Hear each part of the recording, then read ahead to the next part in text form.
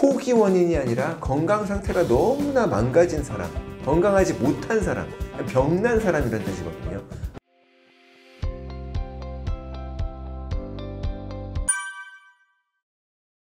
네, 안녕하세요. 저는 닥터조의 건강이야기 유튜브 채널을 운영하고 있는 조환경입니다. 또 16만 권 판매된 베스트셀러 환자혁명책의 저자이기도 하고요. 미국에서 카이로프락터로 활동하고 있습니다. 한국에도 카이로프락터, 도수치료 이렇게 용어를 혼합해서 사용하면서 약간 헷갈리시는 경우가 있는데, 또 도수치료 아니면 물리치료사로 알기도 하고, 근데 미국에서 제가 주로 진료하는 거는 저는 고혈압 환자들, 고지혈증, 그리고 당뇨, 대사질환 환자들을 주로 진료를 하고 있습니다. 카이로프락터들의 이제 대표적인 치료법 중에 하나가 도수치료가 있어요. 그래서 그것만 이제 근골격계만 진료를 하는 걸로 아는 경우가 있는데, 저희는 그렇지는 않고 전체적인 건강을 다 돌봅니다. 본인이 이제 중점적으로 진료하는 부분들이 세 분화돼 있죠. 그 현대인들을 괴롭히는 질병 대부분이 만성질환이잖아요. 생활습관병이고, 이게 병원에서는 고칠 수 없는 병들입니다.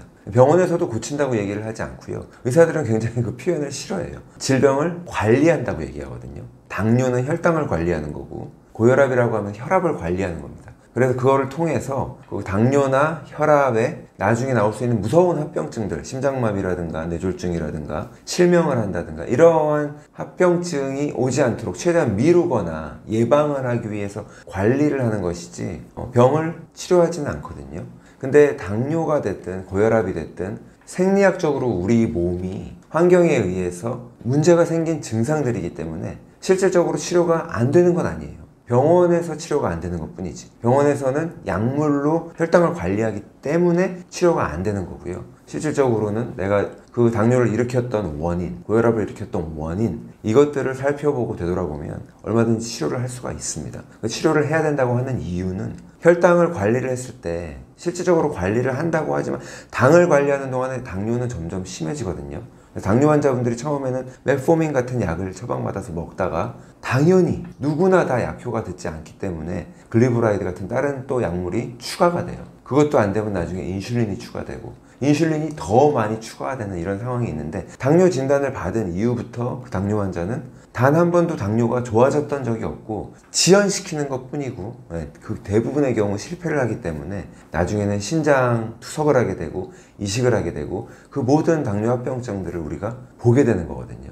그렇기 때문에 병원 치료가 필요한 경우가 있죠. 급하게 교통사고가 나서 다쳤다든가 이런 경우가 아니라면, 만성적으로 생긴 생활습관병이라고 한다면 내가 내 몸을 알고 고치려고 하는 노력을 기울이는 게 가치가 있기 때문에 저는 이거를 이제 명확하게 말하고 싶은 거죠. 현대의학은 서양의학이죠. 근데 이게 서구 문명의 표현 방식이라고 봐요. 모든 걸 자연과 경쟁을 해서 이기려고 하는 것, 파이오니어 정신이라고도 하는데, 농부나 의사나 요즘은 하는 게 다 나가서 죽이는 게 전부입니다. 농부는 제초제를 써서 아니면 살충제를 써서 죽이려고 하는 거고, 의사는 폐렴균을 죽이려고 하고 박테리아를 죽이려고 하고 바이러스를 죽이려고 하고 자연과 경쟁을 한다는 거예요. 우리 몸을 전체적으로 놓고 봐야 되는데 그렇지 못하고 부분적으로 보면서 우리 몸을 언제 고장날지 모르는 이 생화학적인 기계로 바라보는 시각이 있습니다. 그래서 환원주의적인 대증요법을 통해서 증상만 치료를 하려고 하는 거예요. 감기에 걸렸으면 이 사람이 왜 감기에 걸렸냐가 중요한 게 아니라, 열이 나? 그럼 열을 내려줄게. 기침이 나와? 기침을 없애줄게. 이런 식의 치료를 한다는 거죠. 그렇기 때문에 생활습관병이라고 하는 당뇨나 고혈압도 당이 높아? 당을 낮춰줄게. 혈압이 높아? 혈압을 낮춰줄게. 이렇게 접근을 하는 거죠. 왜 이 사람이 당뇨 환자가 됐고 왜 혈압이 높아졌는지를 치료하지를 못하는 거죠. 그래서 자꾸 우리 몸을 랜덤하게 무작위로 고장이 나는 실수투성이의 육체를 바라보고 거기에 의학적인 개입이 없이는 생존이나 치유가 불가능하다라는 그런 시각으로 바라보고 있는 거예요. 그렇죠. 현대의학은 제약회사의 치료 방식에 따라서 모든 치료가 이루어지고 있죠. 모든 검사와 치료가. 일반인들은 이걸 구분지어서 생각지 못해요. 병원에 가면 모든 것들을 다 환자의 그냥 건강을 위해서 의사들이 존재한다고 생각하지만, 환자의 건강을 증진하는 방법, 병이 있을 때 그 병을 고쳐주는 방법은 다양한 방법들이 시도될 수 있거든요. 영양적인 방법도 있을 수 있고, 이 생활적인 습관들 돌아볼 수도 있고, 운동을 처방할 수도 있는 겁니다. 하지만 병원에서는 절대 하지 않아요. 약을 처방하고 수술을 할 수 있나 없나를 보게 되죠. 저희 아버님이 간암에 걸리셨어요. 2006년도에. 간암에 걸리고 나니까 병원에서 굉장히 바빠졌어요. 이런저런 검사들을 막 하고 있는데, 그 검사들이 이 환자분이 수술을 할 수 있는 상태인가, 이미징을 통해 가지고 들여다보면서 이 암의 위치가 수술 가능한 위치인가, 피검사를 통해서 수치를 보면서 몸 상태가 수술을 견딜 수 있는가, 이런 것들을 보기 위해서 엄청 바쁜 거지, 이 환자가 왜 암에 걸렸을까, 식습관은 뭘 먹어야 되나, 이런 거를 보는 게 아니거든요. 병원은 그런 거를 보지 않아요. 그렇기 때문에 당뇨 환자한테 의사가 운동하라는 이야기는 하죠. 하지만 더 중요한 건 약물을 처방하는 거고, 환자분들도 병원에 갔다 온 다음부터 의사가 운동하라는 이야기는 좀 잊어버리고, 그 약 먹는 시간, 이런 것들을 굉장히 지켜가지고, 혈압 환자분들이 여행을 가는데 집에 혈압약을 놓고 와가지고 병원에서 발을 동동 구르는 모습을 본 적이 있어요. 비행기도 못할 정도로. 하지만 이 환자분은 사실 내가 오늘 운동은 안 했는지, 밤에 잠은 제대로 잤는지, 그걸 안 했다면 그걸 더 걱정해야 되는 게 맞을 수도 있거든요. 그거에 대한 두려움은 없고 약 하나만 보는데, 그걸 그만큼 강조되고 그렇게 치료하는 곳이기 때문에 그래요. 근데 이거는 모든 것들은 다 제약회사에서 의사들을 교육하고 의대에서 의사들을 키워내는 교수님을 또 가르치고, 그러니까 의학의 이미지는 우리가 슈바이처나 나이팅게일 아니면 이국종 교수님처럼 생명을 살리는 이 고귀한 직업으로 알고 있잖아요. 맞지요. 그게 맞지요. 하지만 제약회사의 입장은 기업이기 때문에 그 목적은 매출을 증대시키고 이윤을 극대화하는 것 뿐이거든요. 그런데 그런 제약회사에서 의학계에도 인플루언서들이 있습니다. 유명한 교수님들이 있고 몇몇 곳의 대학병원에서 이제 전국으로 다 퍼지는 건데, 그런 것들을 통해서 학습되다 보니까 제약회사에서 원하는 치료 방향으로 의사들이 치료를 하게 된다는 거예요. 제약회사가 주도하는 처방을 의사들이 내리기 때문에 그렇습니다. 미네랄이나 비타민 이런 것들은 특허가 없잖아요. 특허가 없는 약물들은 제약회사에서 취급을 하지 않습니다. 특허가 가능하다고 한다면 고혈압 환자에게 칼륨을 처방했을 거예요. 칼슘 아니고 칼륨. 하지만 칼륨은 특허를 낼 수가 없는 자연 그냥 미네랄, 광물이거든요. 무기질. 그러다 보니까 칼륨을 제약회사가 홍보를 하지 않고 의사들에게 처방하라고 하지 않고, 의사들 교육과정에서는 특허를 받을 수 있는 혈압약들만 처방을 하게 돼 있는 거죠. 현대의학이 주도적인 의학이 됐고 가장 많은 권력과 힘을 가지고 있고 또 실질적으로 돈을 가지고 있기 때문에 지금의 현대의학이 의학을 주도해 나가고 있는데, 천편일률적으로 수술과 약물밖에는 없는 거죠. 환자들에게 다양한 선택이 주어지지는 않는 거죠. 제약회사의 모델입니다. 네, 저는 이제 기능의학을 하고 있는 의사인데, 기능의학은 일반적으로 우리가 현대의학이 대증요법으로 대표되고 있잖아요.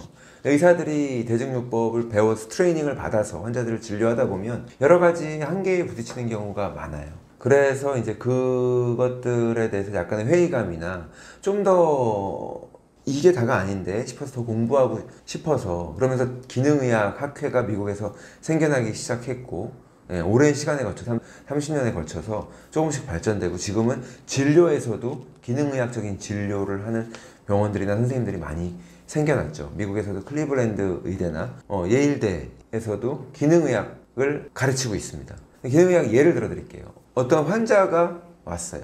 환자가 왔는데 의사한테 얘기를 해요. 자기 증상을 얘기하는데, 제가 상실감이 너무 크고 무기력합니다. 매사에 의욕도 없고 우울하고 성욕도 전혀 없고 잠도 잘 못 자겠고 자살하고 싶고 그렇습니다. 이 사람의 진단이 뭐죠? 우울증이죠. 일반인들도 들으면 알 수 있는 우울증입니다. 의사가 그러면은 약을 드셔보시고, 약을 처방하죠. 당연히 약을 처방하고 한번 먹어보시고 다음에 와서 한 3주 후에 3개월 후에 봅시다, 이렇게 얘기를 해요. 환자가 약을 처방해서 가려고 하다가 의사 선생님한테 물어보는 거예요. 내가 왜 매사에 의욕이 전혀 없는 거죠?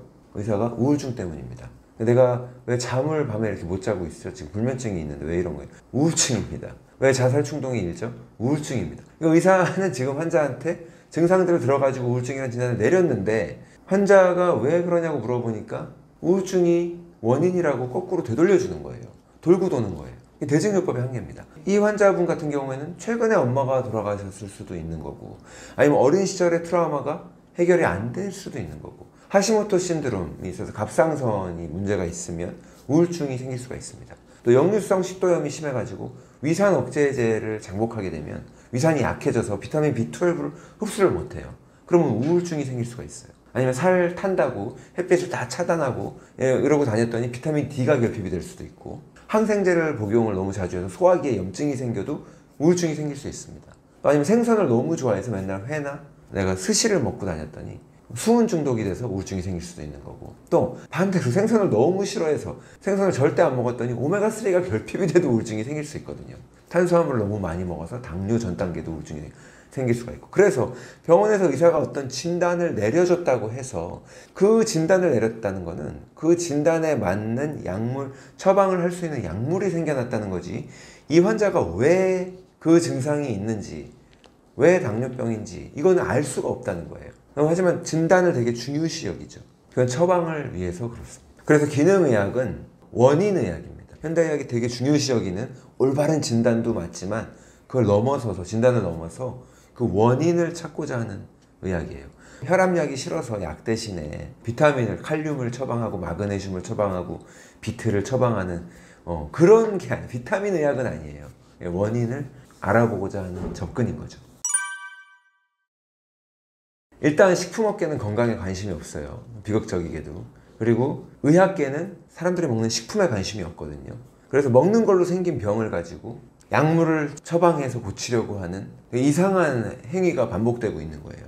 음식이라고 하는 식품업계가 굉장히 발전을 해서 음식들이 유통기한도 늘어나고 비싸지 않고 싸게 먹을 수 있게 돼서, 하지만 정상적인 먹거리들이 남아나지가 않고 모든 것들이 다 약물 처리된, 재배된 것들도 그렇고 육류도 그렇고 양식해서 키운 생선도 그렇잖아요. 그뿐만이 아니라 그걸 또 한 단계 또 가공해서 먹는, 식품 첨가물을 통해서 먹는 이런 음식들을 많이 먹었을 때 건강하기가 쉽지 않죠. 당뇨 환자분들 같은 경우 우리가 혈당이 높아지는 이유가 당을 너무 많이 먹어서 그렇다 이렇게 알고 있잖아요. 당이라고 하는 것도 예전에 흔히 알고 있는 설탕이 아니라, 포도당이 아니라 지금 과당이 너무 많은 거예요. 설탕 안에도 반은 과당, 반은 설탕. 포도당이 우리 몸에 들어오게 되면 일부는 에너지로 사용이 되지만 남아도는 것들은 한 20%는 간에서 저장을 한다고요. 그런데 과당 같은 경우는 거의 100%가 간에 저장이 됩니다.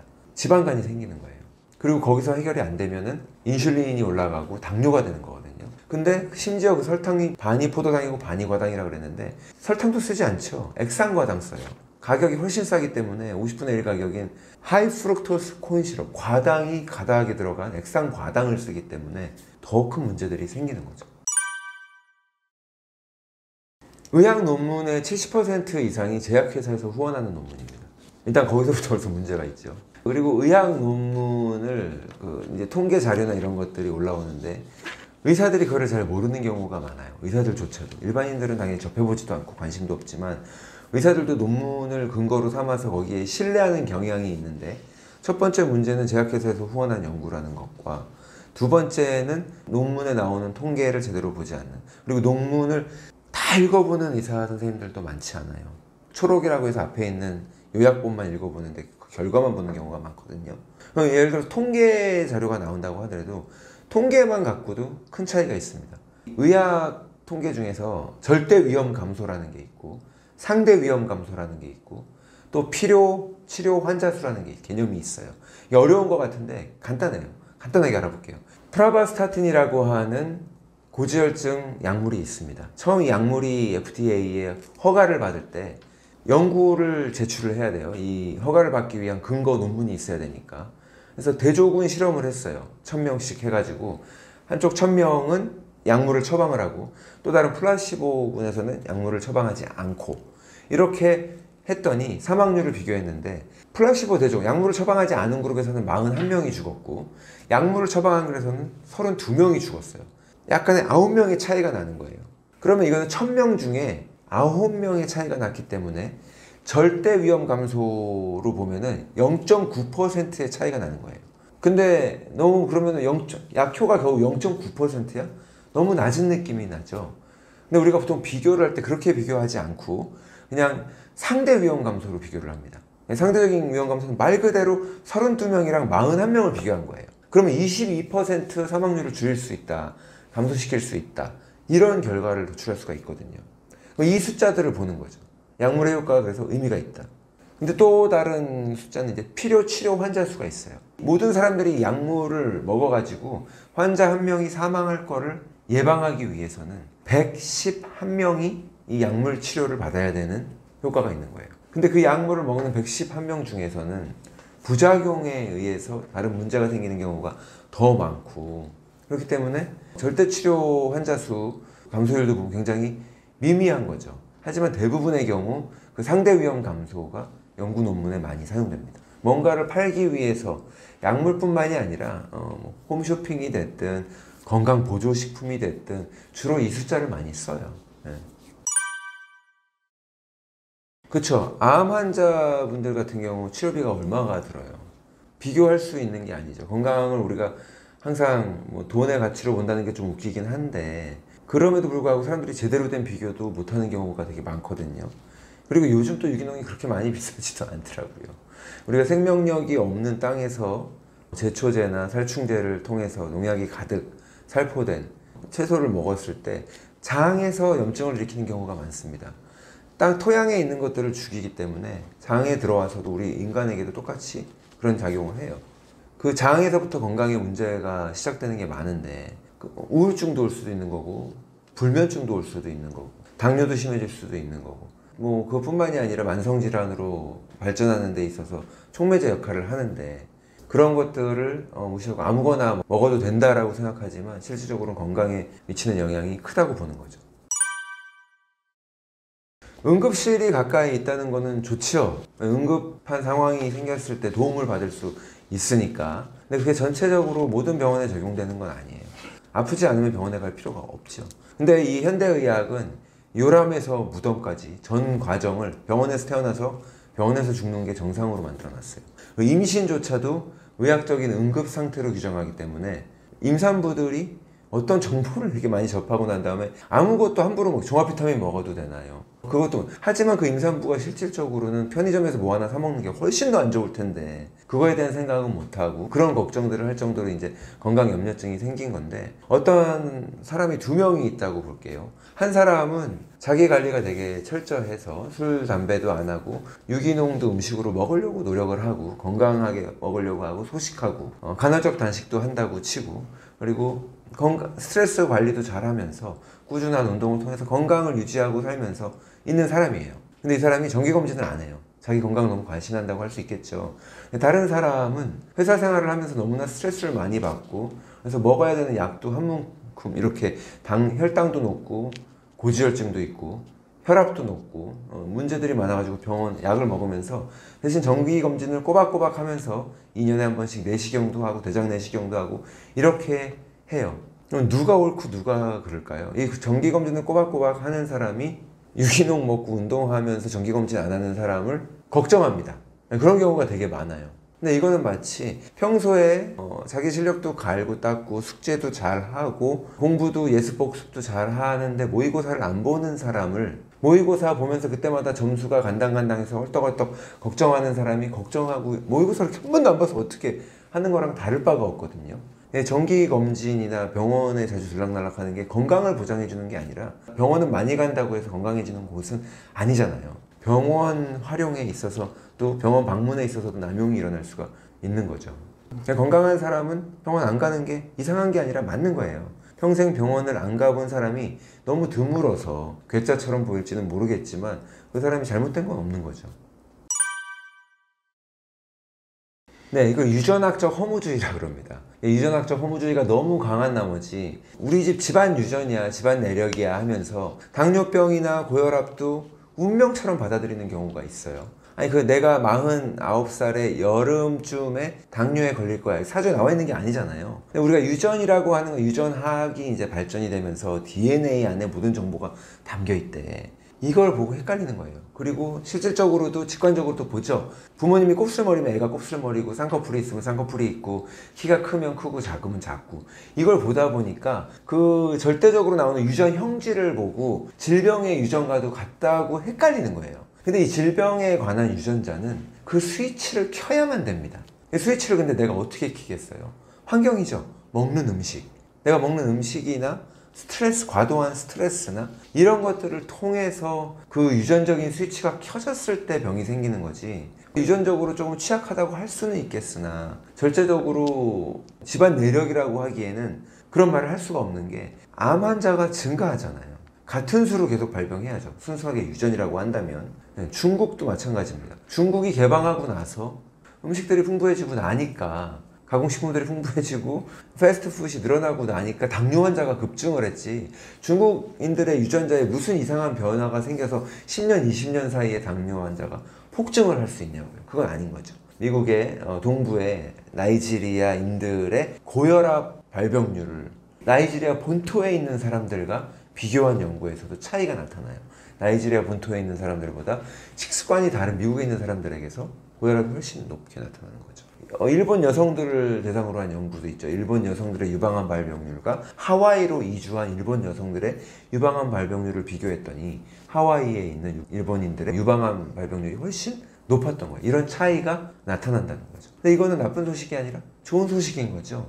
이것은 내 운명 하고 한탄할 일이 하나도 없이 생활 습관으로 얼마든지 예방하고 조절할 수 있다는 겁니다. 자, 그래서 기억하셔야 될 거는 사람의 외모, 외향적인 성질을 나타내는 그 유전자와 질병의 유전자는 다르다는 거. 질병의 유전자는 유전하게 발달하면서 그 관련된 유전자들이 발견된 것 뿐이에요. 이 질병에 이 암을 일으키는 유전자가 발견된 것 뿐이지, 그 유전자를 스위치를 켜고 끄는 거는 내 생활을 통해서, 나의 스트레스 관리를 통해서 나에게 달려있다는 거죠. 대부분의 음식들이, 아니면은 뭐 포장마차에서 우리가 먹을 수 있는 떡볶이나 오뎅이나 이런 것들, 저도 맛있게 먹어요. 먹지만 옛날처럼 음식을 구하기가 힘들고 좋은 음식을 먹기가 어려워서 밥을 굶고 점심시간에 수돗물을 먹어야 되고 이런 상황보다는 뭐라도 먹게 돼서 다행이지만, 이거는 가공식품을 제가 뭐 근절하자 이렇게 운동을 할 마음은 하나도 없거든요. 그건 아니고, 하지만 저는 알려드려야 되는, 의사 입장에서 알려드리는 건데, 건강에 문제를 분명히 일으키기 때문에 알고 계시라는 말씀을 드리는 거예요. 포도당과 과당이 각각 50%씩 되어 있습니다. 포도당은 보통은 다 근육이나 이런 데서 에너지를 쓰이고 한 20% 정도가 간에 저장을 해요. 근데 이 과당은 전부 다 간으로 갑니다. 술 마시면 우리가 지방간 생기는 거 알죠? 근데 술 마시지 않고 요즘은 비알코올성 지방간이 훨씬 더 많아요. 압도적으로 많은데, 예전에 술 마시는 사람만 걸렸던 지방간이 많아졌던 이유는 그만큼 간으로 가가지고 지방간을 만들고 간 경화를 만드는 이런 음식들을 많이 먹게 된다는 건데, 그게 지금 이 과당인 거예요. 근데 설탕에도 포도당과 과당이 반반 들어있는데 요즘은 설탕 안 쓰거든요. 비싸다고 50분의 1 가격을 내는 액상과당을 쓴단 말이에요. 그럼 그 액상과당은 100%가 과당이에요. 과당이니까 훨씬 빠른 속도로 인슐린을 증가시키기도 하고 다른 건강 문제를 일으키기도 하고, 전부 다 간으로 흡수돼서 또 인슐린을 증가시키는, 당뇨를 유발하고 지방간을 유발하는 이런 음식들을 우리가 먹게 된다는 거죠. 그래서 가공식품만 끊어도 훨씬 좋아지는 경우가 많습니다. 특히 아이들, ADHD라든가 아토피라든가 천식이라든가 알러지 같은 것들, 가공식품이 큰 원인이 되는 경우가 있기 때문에 나한테 문제가 있었을 때 제한식을 해보는 건 되게 중요해요. 이게 원인일까? 이게 원인일까? 하나씩 제한해보면서 답을 찾아가는. 해독이라고 하죠. 디톡스. 병원에서 의사들은 별로 좋아하지 않는 표현입니다. 하지만 우리 몸은 해독을 늘 하고 있어요. 그게 안 되면 사람은 죽었죠. 해독이나 디톡스, 메칠레이션이라고 하는데, 해독이나 디톡스가 세포 내에서 잘 되는 경우에는 약물에 대한 부작용도 덜하고, 가공식품을 먹었을 때도 다른 사람들보다 증상이 덜하고 이럴 수가 있거든요. 근데 해독 과정이 잘 안 되는 사람들이 있어요. 해독은 세포 내에서도 하지만 주로 간에서 합니다. 우선적으로. 근데 간에서 해독을 하려고 그러면, 우리가 음식을 먹으면 모든 것들을, 아까 당을 처리한다 그랬잖아요. 저장을 하고 독소를 처리하는데, 먹은 것들을 술을 먹게 되면 간에서 아세틸알데히드로 바뀌어가지고 알코올을 처리를 하죠. 도구로 보기 때문에 그래요. 우리가 설탕을 많이 먹어도 그 과당도 도구로 생각하기 때문에 간에서 처리를 하는 거거든요. 간은 해독을 그런 식으로 하는데, 간이 해독을 본격적으로 할 때는 음식을 먹지 않고 쉴 때입니다. 음식을 먹지 않고 공복 상태에 있을 때, 음식이 계속 끊임없이 들어오면 해독을 할 틈이 없잖아요. 해독을 하지 못하고 계속 간을 돌리게 되는데, 그거를 끝났을 때 해독을 하게 되는데, 지금은 과당을 많이 먹어서 지방이 많이 간에 낀 지방간 상태가 된다. 그런 간이 해독을 잘 할 리가 없겠죠. 내 속을 비워주는 과정, 간헐적 단식을 많이 해보시라고 권유를 해드리고 있는데, 간헐적 단식이라고 하는 거는 음식을 우리가 끊임없이 아침 먹고 점심 먹고 간식 먹고 저녁 먹고가 아니라 공복 시간을 좀 길게 가져보자는 것 뿐이잖아요. 예. 그 과정 속에서 성장 호르몬도 나오고 여러 가지 장점이 있기 때문에 간의 해독도 더 활발하게 일어나기 때문에 간헐적 단식을 권하고 있죠. 보통 이제 간헐적 단식 이런 게 세간에 화제가 되면서 16대 8 이런 식으로 숫자들이 막 나오죠. 근데 그 절대적인 거는 없는 거죠. 모든 사람이 16시간을 공복을 할 수도 없는 거고, 그거 가지고는 안 되고 더 할 수 있는 사람도 있는 거고, 차이가 있는데, 중요한 거는 그 간헐적 단식을 하는 동안에 내 몸에서 일어나는 변화를 보면은 나한테 맞는 단식이 뭔지, 내가 원하는 단식 시간이 어느 정도인지를 가늠을 해볼 수가 있거든요. 일반적으로 12시간 정도 단식을 하게 되면, 12시간 단식은 사실 단식이라고 할 수도 없이 거의 모든 사람이 매일 하죠. 우리가 밤에 너무 늦게 야식을 먹지 않는 이상 저녁 식사를 하고 밤에 잠을 자고 아침에 일어나서 아침 식사를 하면 12시간 정도는 안 먹게 됩니다. 근데 12시간 단식을 하는 동안에 우리 몸에서 성장 호르몬이 나와요. 그래서 밤에 잠 잘 자라는 거거든요. 성장 호르몬이 뭐 애들도 아니고 우리가 성장할 것도 아닌데 왜 필요한가 하시겠지만, 어린 아이들에게서는 성장 호르몬이지만 성인에게서는 노화를 방지해 준단 말이에요. 세포 노화를 방지해 주기 때문에 항노화죠. 그러니까 성장 호르몬이 되게 중요합니다. 살찌는 것도 예방을 해줘요. 그런 효과도 있기 때문에. 그리고 염증을 감소하고 또 지방을 연소시키는 게 12시간 동안 단식을 하면 일어나는 일입니다. 모든 사람들이 그 정도는 한단 말이에요. 그런데 15시간을 단식을 하게 되면 내 몸에서 케톤이 생성됩니다. 그러니까 우리 몸이 연료로 쓰는 에너지가 두 가지가 있어요. 하나는 포도당이고 하나는 케톤이에요. 포도당은 탄수화물에서, 케톤은 주로 지방에서 나온다라고 이제 간단하게 얘기를 하는데, 지방에 굶었으니까 내 몸에 있는 지방을 연소시키기 시작하는 거예요. 그래서 15시간만 돼도 이 케톤이 나오는 효과를 볼 수가 있고요. 마찬가지로 염증과 지방 연소가 일어나는 시간입니다. 17시간을 넘어가게 되면 우리 몸에서 자가포식이 일어납니다. 이 자가포식으로 노벨상을 받았죠. 2016년도에. 근데 자가포식이라고 하는 거는 내 몸에 노화된 세포, 고장난 단백질을 죽이는 거예요. 세포는 나이가 들면은 스스로 사멸합니다. 세포 사멸. 그게 일어나지 않으면 암세포가 되는 거거든요. 근데 또 문제가 생긴 세포들을 잡아서 죽이는 일도 해야 돼요. 그게 자가포식인데, 이 17시간 이상 단식을 할 때 자가포식이 일어납니다. 그때 세포 재생이 일어나고 해독이 되고 장벽이 재생이 돼요. 자가면역 질환도 이때 일어납니다. 자가면역 질환이 있거나 내가 장누수증후군 진단을 받아가지고 장 건강을 회복하고 싶은 분들은 17시간 단식을 때때로 해줘야 되는 필요가 있는 거죠. 전략적으로. 그리고 24시간 하루를 꼬박 단식을 하게 되면 뇌에서 가바가 생성이 됩니다. 그리고 우리 장에서 줄기세포가 생성돼요. 다시 장누수증후군 있는 분들 때로는 24시간 단식도 해줘야 되는 거예요. 24시간 단식하면 어떻게 이렇게 하루 종일 아무것도 먹는 게 아니에요. 내가 오늘 저녁을 먹고 잠을 자는데 다음날 아침에 일어나서 아침을 안 먹고 점심을 먹으면 16시간 단식이죠. 근데 그 점심도 안 먹고 저녁을 다시 먹게 되면 그게 24시간 단식. 1일 1식이 24시간 단식이 성립이 되는 거예요. 하루 종일 아침부터 밤까지 아무것도 안 먹는 날이 있지는 않아요. 24시간 단식을 한다 하더라도. 그래서 24시간 단식을 할 때 가바, 그리고 장줄기세포, 또 우울증이나 불안장애 같은 것도 해소가 됩니다. 36시간을 단식을 하게 되면요, 이 내 몸에 이제 저장되어 있던 포도당들을 연소하기 시작하는데 지방분해가 더 본격적으로 활발하게 일어나고요. 그리고 항노화 효과도 일어납니다. 이때부터는 이제 종교의 단계에 들어가는 행복감이나 이런 것들이 수치가 올라가서 거의 모든 문화권이나 종교는 이 단식을 가지고 있어요. 기독교에서는 금식 기도를 하는 것처럼 불교도 마찬가지고 단식을 하고 수행을 하고 이런 과정들이 있거든요. 내 몸의 염증을 낮춰서 몸을 치유하는 효과도 있고 뇌를 활성화시켜서 뇌의 활동이 더 증가하는 이런 효과들이 있기 때문에 더 깊은 수행에 빠질 수가 있는 거죠. 그리고 48시간 이틀을 꼬박 단식을 하게 되면 도파민이 리셋이 됩니다.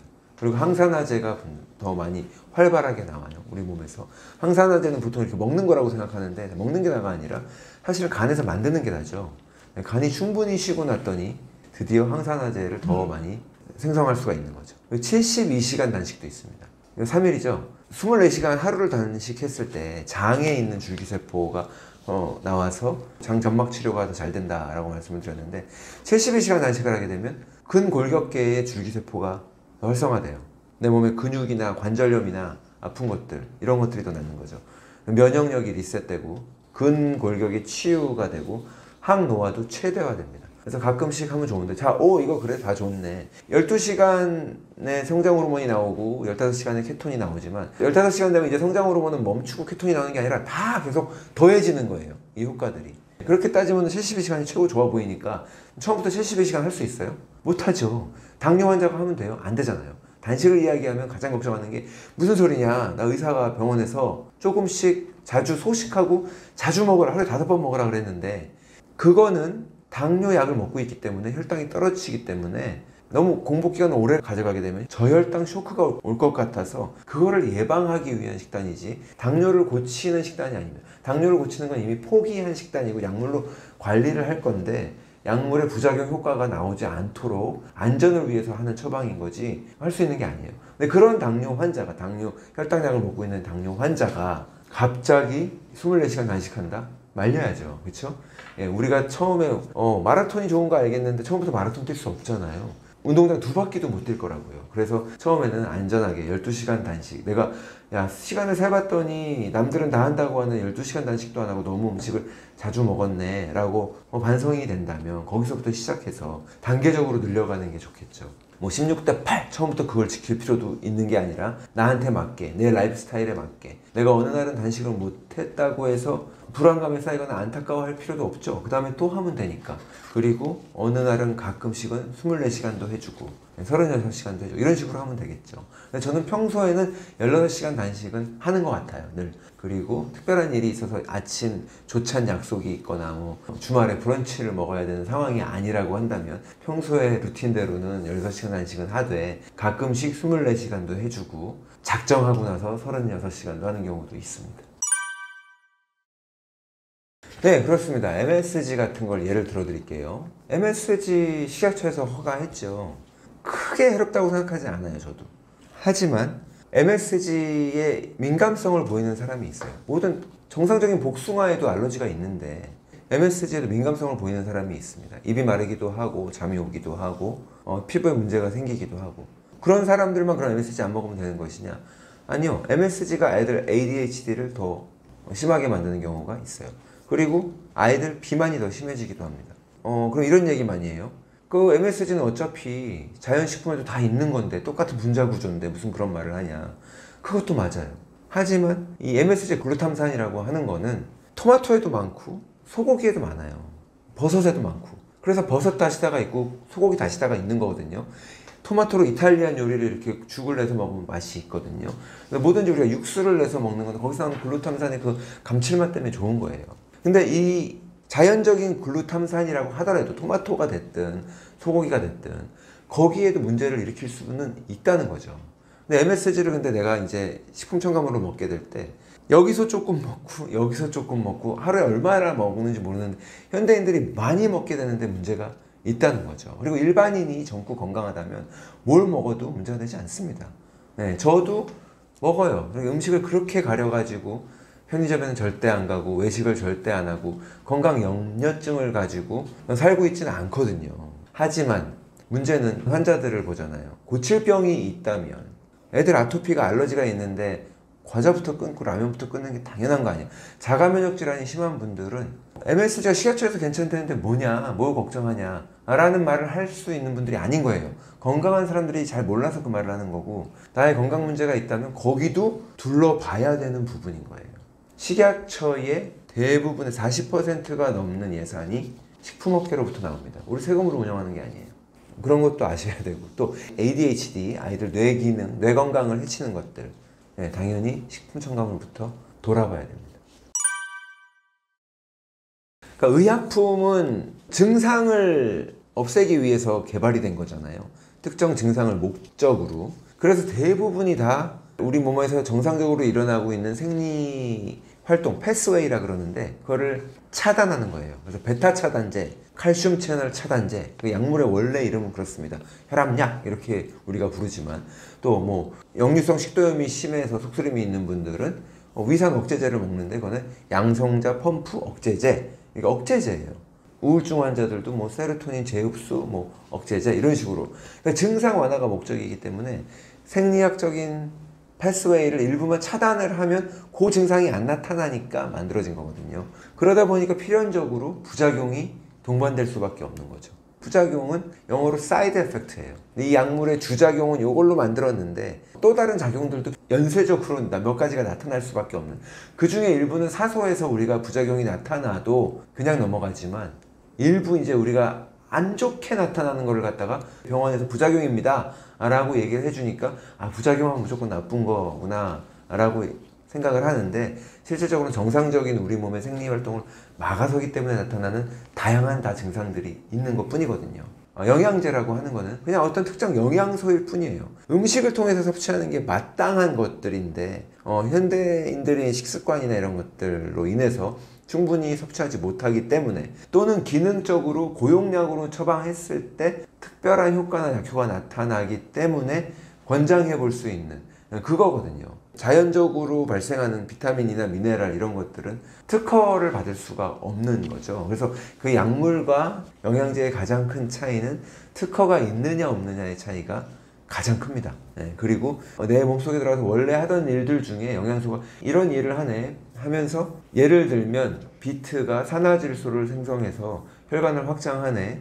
근데 약물의 관점이 아니라 그냥 자연적인 영양소의 관점에서 보는 것이고, 약물 같은 경우는 정상적인 생화학적인 패스웨이를 일부러 막으려고 하는 그 차이가 있는 거죠. 영양제의 문제라고 할 수 없지만 영양제 시장의 문제인데, 영양제 시장은 또 이게 정글과도 같아요. 허위 광고도 너무 많고, 이게 안타까운 부분인데, 또 비싼 가격으로 소비자를 우롱하는 경우도 있는데, 그거는 소비자 탓도 일부 있다고 봅니다.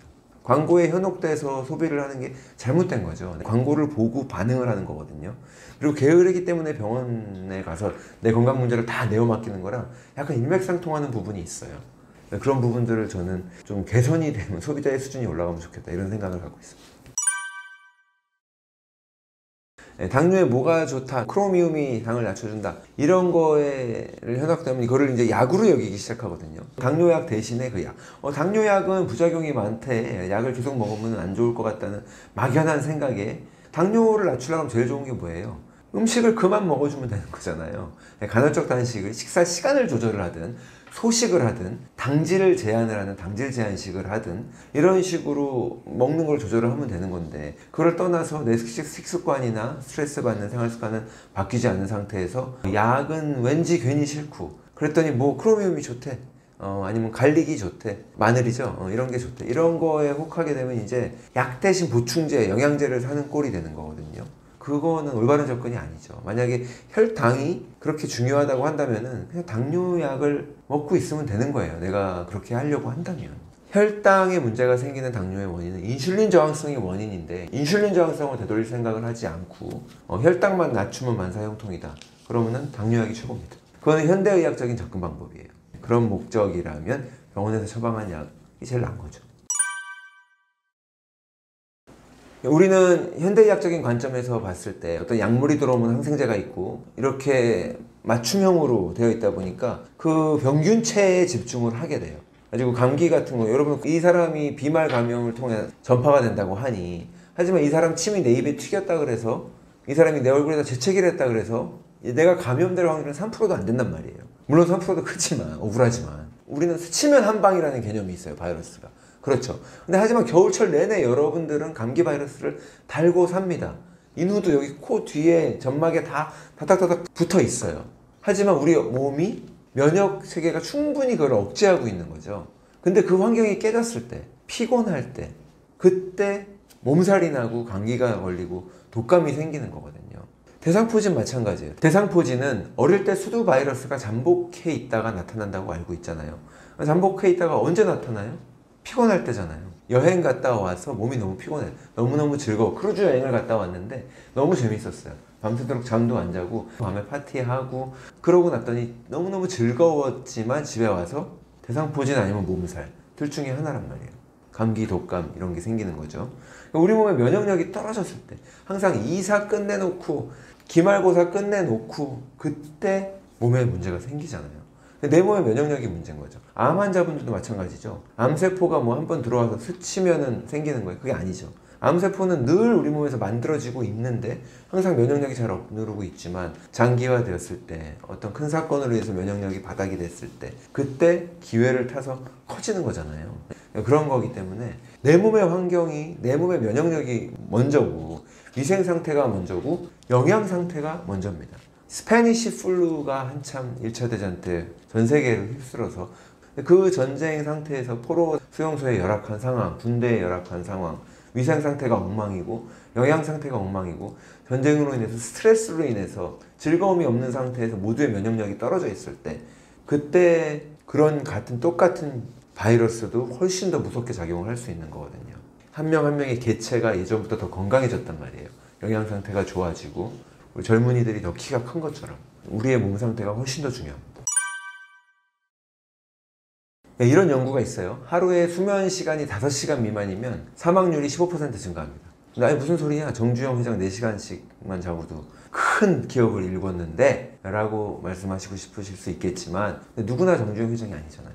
체력이 되는 사람이 있고 안 되는 사람이 있고 에베레스트 산을 누구나 정복할 수 있는 게 아니라고요. 제가 에베레스트 산에 내일 도전하면 죽겠죠. 중간에 저는 체력적으로 아침형 인간 아니면 잠을 적게 자고도 이게 회복이 잘 되는 사람들은 유리하겠죠. 그럼 내가 불리하면 나는 그래도 건강을 위해서 내 몸에 맞는 라이프 스타일을 갖춰야지. 나도 정주영 회장처럼 4시간 자면 현대를 일구는 게 아니라 감기 몸살에 걸리죠. 그러니까 수면 부족은요, 나한테 충분하지 못한 수명은 노화가 가속도됩니다. 그리고 선잠을 자면은 사실 8시간이 아니라 12시간을 자도 건강할 수가 없는 거죠. 4시간 자는 사람은 깊은 잠에 빠져들 수 있는 거예요. 회복이 다 일어나는 거죠. 수면을 제대로 할 때 성장 호르몬이 나오는데 성장 호르몬은 어른에게는 성장이 아니라 항노화, 세포를 재생하고 살찌우는 거를 막고 이런 효과들이 있기 때문에 여러분들 잠을 되게 중요시 여겨야 돼요. 하버드 의대에서 연구를 했어요. 3,000명의 레지던트를 데리고 레지던트 1년차 제일 바쁠 때거든요. 24시간 연속 근무를 한 달 동안에 24시간을 연속 근무하게 되는 경우도 있어요. 규정상 일주일에 80시간 이상 하면 안 되는데 스케줄상 이제 안 맞아가지고 사물보장 근무를 하는 게 한 달 동안에 5번 이상 있었다. 그럴 경우에 의료사고의 위험이 700%가 증가했습니다. 환자의 사망으로 이어지는 심각한 의료사고도 300%가 증가했어요. 그러니까 잠을 많이 못 자면 제정신 아니잖아요. 그거 얘기하는 거예요. 그래서 또 오스트리아에서도 연구를 했어요. 깨어있는 시간이 우리가 이제 하루에 17시간에서 19시간일 경우 19시간 깨있으면 5시간도 못 자는 거죠. 예. 그럴 때는 인지장애 수준이 혈중 알코올 농도 0.05에 해당할 정도로 음주 상태가 되는 거예요. 그러니까 잠자는 시간이 만약에 더 줄어들면 0.1% 이렇게 올라가는 거죠. 0.1%면 음주운전이죠. 예. 그러니까 잠은 절대적으로 몇 시부터 몇 시까지 잤다 우리가 이렇게 쉽게 생각하지만 다른 요소들이 있습니다. 이게 얼마나 깊이 자느냐, 물론 몇 시간을 자느냐도 중요하지만 또 언제 자냐도 중요해요. 우리 몸은 낮 시간 동안에는 코르티졸 호르몬이 이렇게 올라와 있고 교감신경이 항진돼 있고 밤이 되면 부교감신경이 활성화돼야 됩니다. 부교감신경이 활성화될 때 우리 몸은 소화도 잘 되고 치유도 일어나고 몸에 재생도 일어나고 그런 순간이거든요. 그럼 부교감신경은 밤을 잘 때 활성화돼야 되는데 교감신경이 낮에 올라가 있어야 되는 순간에 낮잠을 자버리게 되면 당연히 밤잠에 영향을 받는 것은 물론이고 물론 너무 피곤해서 낮잠도 잤다라고 얘기하지만 나쁜 사이클에 빠져들기 시작하는 거예요. 그리고 잠을 이제 깊이 잘 수 있는 것도 되게 중요한 거고 근데 잠을 깊이 자려 그러면은 비타민 C도 있어야 되고요. 우리 몸에서 멜라토닌이 나와줘야 되잖아요. 세로토닌이 멜라토닌으로 변환이 될 건데 세로토닌은 장에서 만들어집니다. 장에서 만든 장 건강이 기본적으로 좋아야 되고 우리 세로토닌이 뇌에서 멜라토닌으로 바뀌어 가기까지 트립토판에서부터 영양소에서부터 단백질에서부터 바뀌어 가기까지 그 과정에 비타민 C도 있어야 되고 비타민 B6도 있어야 되고 마그네슘도 있어야 되고 이런 것들이 있어줘야 되거든요. 그럼 영양 결핍도 있어서는 안 되는 거고 그런 것들이 다 맞아야 되는 거죠. 그리고 밤에 평안한 잠을 자기 위해서는요 마음이 평안한 게 필수예요. 누구나 다 알잖아요. 직감적으로 그냥 마음이 불편하면 잠 못 이루는 밤, 그렇죠? 우리가 그런 게 있을 수 있기 때문에 그것도 되게 스트레스 관리도 되게 중요한 요소고 그렇습니다. 예, 우리 몸은 이제 뇌 신경 전달 물질들이 많이 있잖아요. 가바나 세로토닌이나 도파민이나 이런 신경 전달 물질의 이 불균형이 초래가 되거든요. 그 약물들로 인해서. 수면제 부작용 중에 하나는 우울증이 있고 자살 충동이 있어요. 가볍게 볼 증상들은 아니죠. 90년대에 들어서 ADHD가 증가했습니다. 자폐증도 증가했어요. 근데 이제 간과하시면 안 되는 게 장에서부터 세로토닌이 만들어지기 때문에 장을 제2의 뇌다. 이런 말들이 있는데 요즘 의학계의 화두죠. 한 발 더 나가서 장이 제1의 뇌다. 뇌가 오히려 두 번째다. 이렇게 보는 시각도 있어요. 자, 근데 이 장에서 세로토닌을 만들고 활성화시키는데 이걸 방해하는 요소들이 있습니다. 그 대표적인 게 몇 가지가 있는데 글라이포세이트 제초제예요. 근데 요즘은 GMO 작물이 많은데 GMO 작물을 경작하는 이유는 딱 하나죠. 제초제를 많이 쓰기 위해서 경작하는 거예요. 제초제를 막 뿌려도 죽지 않는 포도, 죽지 않는 사과, 이걸 만들고 싶은 거거든요. 다른 옆에 잡초들은 다 죽어도. 그러니까 전부 다 더 많은 글라이포세이트를 지금 살포하게 됐거든요. 실질적으로 글라이포세이트는 수용성이라서 증발해서 비료도 내리기 때문에 전체 인구의 한 70%에서 산모의 모유에서도 글라이포세이트가 검출이 될 정도로 그렇게 현대인들에게 많이 퍼져 있습니다. 그래서 GMO 작물이 나오고 많이 급격하게 늘어난 시기, 그때부터 뇌에 문제가 많아요. 애들 90년대 들어서면서 ADHD가 증가했어요. 자폐증도 급격하게 증가하기 시작했어요. 어른들에게서는 똑같이 이제 치매가 증가하기 시작했거든요. 근데 서서히 증가하는 게 아니라 급격하게 증가했어요. 갑자기. 그때 근데 동시에 늘어났던 것이 식품 첨가물도 굉장히 다양한 것들이 허가를 받고 신규 물질들이 나오기 시작했었어요. 그런 시기였고 장에 영향을 미치는 것들이에요. 성인 남성들에게서는 성인들은 파킨슨이 좀 증가했고 여성들 같은 경우는 이제 알츠하이머가 증가하는 식으로 남성 호르몬 때문에 남성들은 파킨슨, 여성 호르몬 에스트로겐의 영향을 받아서 여성들은 알츠하이머, 하지만 치매 환자들이 전체적으로 증가하는 이런 것들이 있었거든요. 그런데 애들한테 ADHD나 자폐증이 생기는 것과 노인들에게 파킨슨이나 치매가 생기는 건 빙산의 일각이고 여전히 그건 극히 아직도 극히 일부라고 우리가 여기지만 전체 인구의 50%가 수면장애나 우울증을 앓고 있단 말이에요. 왜? 세로토닌 부작용 때문에. 이 잠에 든다는 거는 굉장히 복잡한 과정을 거쳐야만 됩니다. 잠에 들기 위해서 단계가 많아요, 우리 몸에서. 방마다 스위치를 다 끄고 자듯이 우리 몸의 시스템들도 셧다운이 돼야 되거든요. 그리고 그 무의식에 빠져들기 위해서 근육도 다 차단을 해야 돼요. 그렇지 않으면 우리가 잠자면서 내 꿈꾸는 대로 막 뛸 거란, 몸이 움직일 거란 말이에요. 이런 것들을 다 해야 되는데 우리 몸의 전체적인 대사 그 스위치를 켜고 껴고 하는 데는 영양소들도 영향을 많이 미치고 악영향을 미칠 수 있는 건 중금속이 있기도 한데 중금속은 많고 영양소는 결핍인 경우, 이런 경우가 굉장히 많기 때문에 밤잠을 제대로 못 자는 현대인들이 수면장애를 앓고 있는 분들이 많죠. 그리고 잠자는 걸 약간 아까워하는 문화도 있어요. 사당오락 이런 말이 있었잖아요. 정말 무식한 말이고 무서운 말인데 뭐 현실일지는 모르겠으나 근데 우리가 잠자면 게으르다는 생각이 있고 자꾸 정주영 회장님 4시간 하니까 잠 안 자는 거를 좋게 생각하는데 이 잠이 부족한 거는 큰 건강 문제를 일으킵니다. 잠을 잘 자기 위해서는요, 낮에 햇빛을 봐줘야 돼요. 저는 일부러 30분씩 햇빛을 해를 바라볼 수는 없죠. 눈이 손상이 되니까. 하지만 햇빛을 쬐는다는 거예요. 그리고 눈을 감더라도 햇빛이 빨갛게 비치죠. 그리고 햇빛이 들어와서 렌즈를 통해서 직사광선으로 들어오지 않더라도 햇빛이 내 눈을 통해서 렌즈를 통해서 손과체를 통해서 밤에 그래야 멜라토닌이 잘 형성이 되는 거고, 또 밤이 되면은 환하게 집안을 켜놓고 살지 않고 어둡게 해줘야 멜라토닌이 또 더 많이 분비가 되는 거고, 그리고 낮에 우리 몸을 충분히 써줘요. 운동이 됐든 팥을 갈러 가면 좋은데 사냥을 가면 좋은데 그러지 못하니 운동이라도 해주고, 그럼 운동량이 충분하다면 그게 꿀잠 자는 비법입니다. 당뇨병에 대한 오해가 있죠. 현대의학이 가지고 있는 오해. 이 당뇨병을 현대의학에서는 서서히 진행되는 만성질환으로 봐요. 그리고 원인은 알 수 없다고, 명확하지 않다고 보고, 그래서 치료 목표는 혈당 조절이 되어야 한다고 보는 게 현대의학적인 시각이고, 의사들은 그렇게 트레이닝을 받았고 환자들을 그렇게 치료를 합니다. 그리고 불치병이에요. 그래서 의사들에게 당뇨병을 고칠 수 있냐고 물어보면 다 불치병이라고 얘기를 합니다. 이렇게 배웠기 때문에 그냥 혈당만 관리하면 되는 거예요. 당뇨병의 진실을 말씀드리자면 당뇨병이라고 하는 병은 치료 가능한 식습관 병일 뿐이에요. 그리고 병이라고 하면 안 되고요. 내 몸이 그 환경에 맞춰서 생리적인 반응을 일으킨 증상이 결과물인 것 뿐이거든요. 그리고 그 원인은 인슐린 저항성에 있습니다.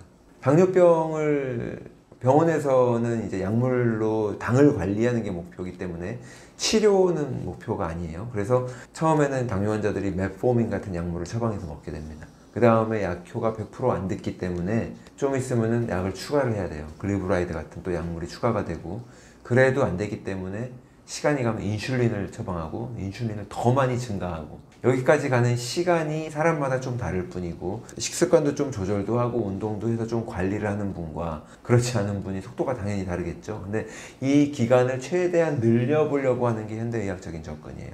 하지만 시간이 갈수록 당뇨가 악화된다는 것은 기정사실입니다. 그리고 실질적으로 모든 환자들이 그 길을 가고 있어요. 그래서 끝에 가서는 결국은 신장이 망가져서 심부전이 오고, 나중에 신장 이식까지 해야 되는, 그 전에 뇌졸중이나 심장마비로 사망하게 되는 이런 경우가 되게 많은 건데, 당뇨를 고치는 가장 쉬운 방법은 간헐적 단식입니다. 당뇨가 생기는 게 인슐린 저항성이 원인이라 그랬는데, 인슐린 저항성이 생기는 원인은 뭐예요? 인슐린이라고 하는 거는 혈관에 있는 당을 청소하는 역할을 하는 거예요. 세포에 넣어준다는 거예요. 그게 다 되지 않으면 간에다가 넣어준다는 거예요. 포도당을 우리가 음식을 먹어서 에너지를 쓰잖아요. 근데 인슐린이 그 포도당을 치워준다는 거예요. 인슐린이 하는 역할은 세포에 넣거나 간에 넣거나. 그런데 이 포도당이 우리 근육이나 뭐 장기나 이런 세포에 들어가서 영양소로 쓰일 때는 더할 나위 없이 가치가 있는 영양소지만, 혈관에 있을 때는 독소란 말이에요. 혈관에 염증을 일으키고요. 또 이 당이 커가지고 돌아다니면서 조그만 모세혈관을 틀어막습니다.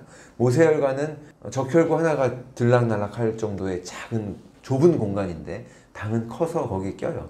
그래서 모세혈관이 있는 곳에 당뇨 환자들이 문제가 생기는 거예요. 눈에서 문제가 생기면 실명이 되는 거고, 중력 때문에 당이 다 발 밑으로 내려가서 주로 다리를 절단을 많이 하죠. 괴사가 돼서 신장을 통해서 피를 거르는데, 그 피를 거르는 곳에 당이 덕지덕지 끼면 그 신장에 이제 문제가 생겨서 투석을 하게 되는 이런 상황이 되는 거거든요. 그 당을 인슐린이 처리를 해주는 건데, 우리 세포들은 당을 그냥 받아들일 수는 없어요. 우리 세포는 항상 보호를 받아야 하기 때문에 세포막이 이렇게 있고, 아무거나 함부로 독소나 이런 것들이 들어올 수 없기 때문에 당도 못 들어옵니다. 당은 독소라 그랬잖아요. 근데 이 당을 못 들어오지만, 이 당이 인슐린이 데리고 들어오면 그때 들어올 수가 있는 거예요. 그래서 우리가 음식을 먹어주면 그 당을 전달하기 위해서 인슐린은 쉴 새 없이 움직입니다. 당을 데리고 세포에다가 전달해 주는 거예요. 근데 인슐린이 매번 와가지고 당이 왔습니다. 택배기사처럼 띵동 했는데, 세포가 그 당을 받다가 더 이상 받을 일이 없는 거죠. 내가 운동을 안 하니까 쓸 일도 없고 당을 쓸 일도 없는데 또 갖고 오고, 또 택배도 못 빠지게 기다리다 한 번 와야 반갑지, 5분에 한 번씩 10분에 한 번씩 하루에 몇 번씩 오는데 똑같은 물건을 계속 갖고 오면 좋겠어요? 그래서 택배기사가 와서 띵동 해도 세포가 모른 척하고 집에 없는 척하는 거, 그게 인슐린 저항성이에요. 인슐린이 왔는데 인슐린을 거부한다는 거죠. 그렇게 되면 당이 이제 배달이 안 됐으니까 그 당을 간에다 넣는다 그랬죠. 그리고 지방에 저장하기 시작하는 거예요. 그리고 남아도는 게 혈관에 돌아다니는 게 이게 당뇨병이거든요. 이 상황을 없애려면 어떻게 하겠어요? 당을 그만 넣어주면 되는 거거든요.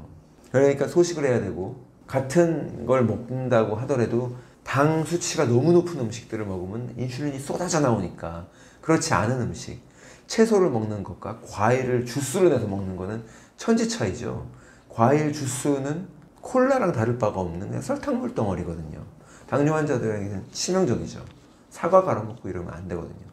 당뇨 환자분들한테는 그런 것들도 문제가 될 수 있기 때문에, 또 전략적으로 간헐적 단식이 그래서 나오는 거예요. 시간을 제한을 해서 내가 하루에 5번 음식을 먹으면 혈당이 5번 오르게 되고 인슐린은 5번 나와야 되는 거예요. 근데 그걸 2번으로 줄이면 인슐린은 2번만 나옵니다. 그래서 간헐적 단식을 하는 거고요. 또 당질 제한식을 당뇨 환자들에게는 처방을 하죠. 당뇨 환자분들한테는 의사 선생님들이 음식을 소식을 조금씩 해가지고 여러 번 드세요 라고 말씀을 드려요.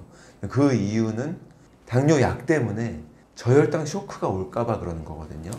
약도 안 먹었는데 음식을 안 먹으니까 혈당이 툭 떨어질까봐. 소식으로 조금씩 먹으라고 하는 처방은 당뇨를 고치려고 하는 처방은 아니에요. 당뇨약의 부작용을 막기 위한 처방일 뿐인 거죠. 어차피 약물로 관리하기로 했지 당뇨를 고치려고 하는 게 의사 선생님의 역할이 아니기 때문에 그렇기 때문에 그렇게 얘기를 하는 거고요. 그래서 당뇨 환자분들이 간헐적 단식을 하려고 한다면 특히 당뇨약을 먹고 있는 상태에서 주의해서 할 필요가 있죠. 처음부터 막 16대 8, 16시간 단식을 하고 24시간 단식을 하고 할 게 아니라 12시간도 해보고 조금씩 늘려보고 그리고 혈당약, 당뇨약도 조절을 해야죠. 집에서는 근데 요즘 혈당 검사를 되게 쉽게 하잖아요.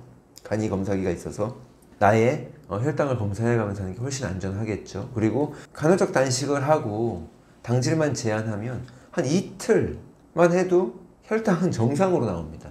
혈당이 정상으로 나왔으니까 당뇨 나았네 라고 생각하실 수 있는데 젊었을 때처럼 좀 적당히 아무렇게나 먹어도 잘 유지가 되는 게 나은 건데 그거는 아니고 아직 인슐린 저항성이 있기 때문에 내가 음식을 통해서 조절을 가능하다는 것만 확인을 한 거죠. 근데 얼마든지 근데 당을 조절을 가능하기 때문에 그런 식으로 천천히 안전하게 늘려가는 게 시간을 늘려가는 게 좋죠. 우리 몸의 관절들은요 움직이라고 설계가 되어 있어요. 그리고 이 관절에는 충분한 혈관이 공급이 되지 않습니다. 그렇기 때문에 산소나 영양소가 공급이 원활하지 않다는 뜻이에요. 하지만 얘들도 내 몸의 세포고 조직이기 때문에 똑같이 산소와 영양소를 공급을 받아야 되고 노폐물도 빠져나가야 됩니다. 근데 혈관이 이게 원활하게 잘 전달이 안 된다 그랬으니까 혈관을 통해서가 아니라 움직임을 통해서 펌프질을 통해서 되는 거거든요. 그래서 움직여야 관절은 건강해요. 예를 들어서 어깨 근육, 어깨 같은 경우도 많이 움직여줘야 오십견을 예방할 수가 있습니다. 우리가 어깨의 가동 범위도 높이지 않고 항상 요 밑에서 생활을 해요. 핸드폰도 이렇게 보고 설거지를 할 때도 그렇고 컴퓨터를 할 때도 그렇고 어깨를 뭘로 높이는 경우가 없잖아요. 높은 거 천장에 있는 물건을 꺼낼 정도 그때 한 번 정도 손을 올리는 거지 심지어 머리를 감을 때도 90도밖에 안 올리기 때문에 충분히 내 팔이 귀에 닿을 만큼 머리를 올리는 경우가 거의 없거든요. 근데 그런 움직임을 많이 해주면 오십견 같은 거는 쉽게 예방이 되기 때문에 왜? 움직임이 건강하게 만들기 때문이에요. 디스크도 똑같습니다. 디스크도 다 하나하나 관절이거든요. 그래서 거기도 영양소를 공급받고 노폐물을 빠져나가는데 애로사항이 있단 말이에요. 그래서 움직여줘야 돼요. 앉아있는 자세가 제일 디스크에 안 좋다 그러죠. 또 이렇게 걸어서 뛰기라도 하고 걷기라도 하면은 용수철처럼 척추가 통통통 튀면서 영양소들이 공급을 받고 이 척추의 디스크들도 자극을 받아서 건강을 유지를 할 텐데 그러지 않고 가만히 앉아있게 되면 척추가 중력에 의해서 이렇게 눌리면서 오랫동안 눌린 상태에서 움직임이 없으니까 영양소 공급도 되지 않고 염증이 늘어나는 거예요. 그런 상태에서 생활이 계속되고 스트레스를 받으면 우리 몸이 스트레스를 받으면 뇌신경은 12쌍이 있는데 그 중에 11번이 이 목 근육을 수축을 시켜요. 목 근육이 이렇게 수축이 되면 꽉 눌리면 디스크가 이렇게 늘리겠죠. 척추가 압력을 주다 보니까 당기다 보니까 중력이 더해지는 거예요. 그런 것들이 문제가 됩니다. 또 목 근육이 아니더라고 하더라도 이 척추는 하나의 유닛으로 움직이기 때문에 목 근육의 이제 그런 움직임이 줄어들게 되면 컴펜세이션이라 그래가지고 척추의 아래에 있는 근육이 더 많이 활동을 해야 돼서 얘도 더 긴장을 하게 돼요. 그래서 어떤 사람은 바로 목 디스크, 어떤 사람은 바로 허리 디스크 이렇게 아픈 거죠. 근데 우리가 병원에 가가지고 너무 아파가지고 팔이 저려가지고 병원에 가서 검사를 했더니 디스크다 이렇게 나오는 경우가 있거든요. 디스크도 노화가 되긴 돼요. 우리가 거울을 보면 내 얼굴을 보고 아이고 주름이 생기고 수분이 빠져나가서 주름이 생기고 늙었네 하는 것처럼 디스크도 수분을 나이가 들어감에 따라서 어느 정도 잃습니다. 수분이 줄어들다 보니까 디스크도 노화가 오는데 그리고 실제로 약한 부분이 나와 있기도 하고 근데 그거를 MRI를 통해서 봤다고 해서 그거를 원인으로 지목할 수만은 없는 거예요. 대부분 90%는 염증이고 근육이 수축된 거거든요. 염증이기 때문에 소염제를 먹었을 때 좀 낫는 거고 스테로이드 주사를 맞았을 때 염증을 낮춰줬더니 조금 낫는 거예요. 디스크가 나와서 누르고 있다? 그럴 경우에 주사를 놨다고 해서 디스크가 들어가는 건 아니잖아요. 디스크가 혓바닥처럼 낼름낼름 들어갔다 나왔다 하는 게 아니기 때문에 항상 염증이 디스크가 제자리에 있지 않고 튀어나왔다고 하더라도 그 주변에 염증이 생겨서 문제가 생기는 경우인 거죠. 고혈압의 원인은 크게 세 가지로 볼 수가 있습니다. 인슐린 저항성이 하나의 원인이 되고요. 그리고 또 자율신경, 아무래도 고혈압은 스트레스예요. 자율신경이 항진돼 있으면 자율신경 중에서 교감신경 자체가 코르티졸 호르몬 수치를 높이고 또 혈압을 올립니다. 그거 자체로도 결국 스트레스 많은 사람이 고혈압이 많은 거고요. 그리고 세 번째로 영양 불균형도 원인이 될 수 있어요. 아프리카나 뭐 IT 같은 데를 제가 의료 봉사를 가게 되면 IT 환자분들이 말랐어요. 거기에 계신 분들은 음식을 잘 못 먹으니까 비만이 없어서 당뇨도 많지는 않습니다. 당뇨 환자도 거의 없는데 고혈압 환자는 많아요. 그러니까 인슐린 저항성이라고 하는 거는 아까 우리가 음식을 너무 자주 먹고 포도당 때문에 인슐린이 증가하면서 당연히 피가 어떻게 되겠어요? 인슐린도 많이 나와 있고 혈당도 처리가 안 된 걸쭉한 피를 돌리려고 하니 그로 인해서 또 당으로 인해서 혈관이 망가져서 탄력을 잃게 되니까 탄력을 잃은 혈관을 통해서 피를 돌리려고 하면 더 압력이 높아야 되는 수밖에 없거든요. 그래서 그 혈압이 올라가는 건데 그런 거를 차치하고라도 영양 불균형이 생겨가 영양 결핍이 돼가지고 혈관 자체가 노화가 빨리 되면 그로 인해서 고혈압이 생기는 경우가 있는데 그게 영양 결핍성 고혈압이 있는 거예요. 깡 마른 분, 전혀 당뇨의 기운이 보이지 않는데 여성분들, 할머니 체중이 40kg밖에 안 나가는데 말랐는데 혈압은 되게 높은 경우 혈관이 노화가 되게 빨리 다른 영양소도 다 결핍이 된 거예요. 이런 분은 혈관이 탱글탱글한 걸 유지를 하려 그러면 콜라겐도 합성이 잘 돼야 되고 콜라겐 합성이 잘 되려 그러면 아연도 있어야 되고 비타민 C도 있어야 되거든요. 이런 것들이 쉽게 결핍이 되는 경우가 있습니다. 그리고 연조직에 칼슘이 끼는 경우가 있어요. 동맥경화라 그러죠. 원래 칼슘은 뼈로 들어가야 되잖아요. 근데 우리가 많이 먹는다 그래서 다 뼈로 가는 게 아니라 마그네슘이라든가 비타민 K2라든가 비타민 D가 부족하게 되면 이 칼슘이 뼈로 들어가지를 못하고 남아돌다 되니까 연조직에 박힌다고요. 그 혈관에 들어가면 그게 동맥경화거든요. 그런 혈관을 통해서 혈관이 탄력이 있어야 혈압이 낮아도 피가 순환이 잘 되는 건데 굳어버린 혈관을 통해서 피를 돌리려고 하니 혈압이 올라가는 수밖에 없는 거죠. 고혈압 환자들도 간헐적 단식이 도움이 됩니다. 인슐린 저항성을 낮춰주기 때문에 그래요. 인슐린 저항성은 지방을 축적시키잖아요. 살찌게 되는데 우리 몸이 살찌게 되면 혈관이 또 늘어나죠. 그 혈관이 늘어나는 혈관만큼 그로 인해서 혈압이 더 높아져야 되는 경우가 있거든요. 그래서 간헐적 단식도 당연히 도움이 되고 고혈압 환자분들한테 제가 권하는 거는 호흡입니다. 옛날에 보면 명상센터, 단센터 뭐 이런 거 있잖아요. 거기 가서 혈압 고쳤다고 하는 분들이 많은데 느린 호흡을 하게 되면은 우리 몸의 부교감 신경이 활성화돼요. 여성분들 특히 대부분 현대인들이 얕고 빠른 숨을 쉬는 경우가 많아요. 우리 몸은 굉장히 현명해서 교감신경과 부교감신경이 항상 이렇게 균형을 맞추고 있는데 숨을 들이마시게 되면 산소가 들어오니까 혈관을 확장시키고 빨리 이 귀중한 산소를 온몸으로 돌려야 되겠다. 혈관이 확장되고 그게 교감신경이 항진되는 거예요.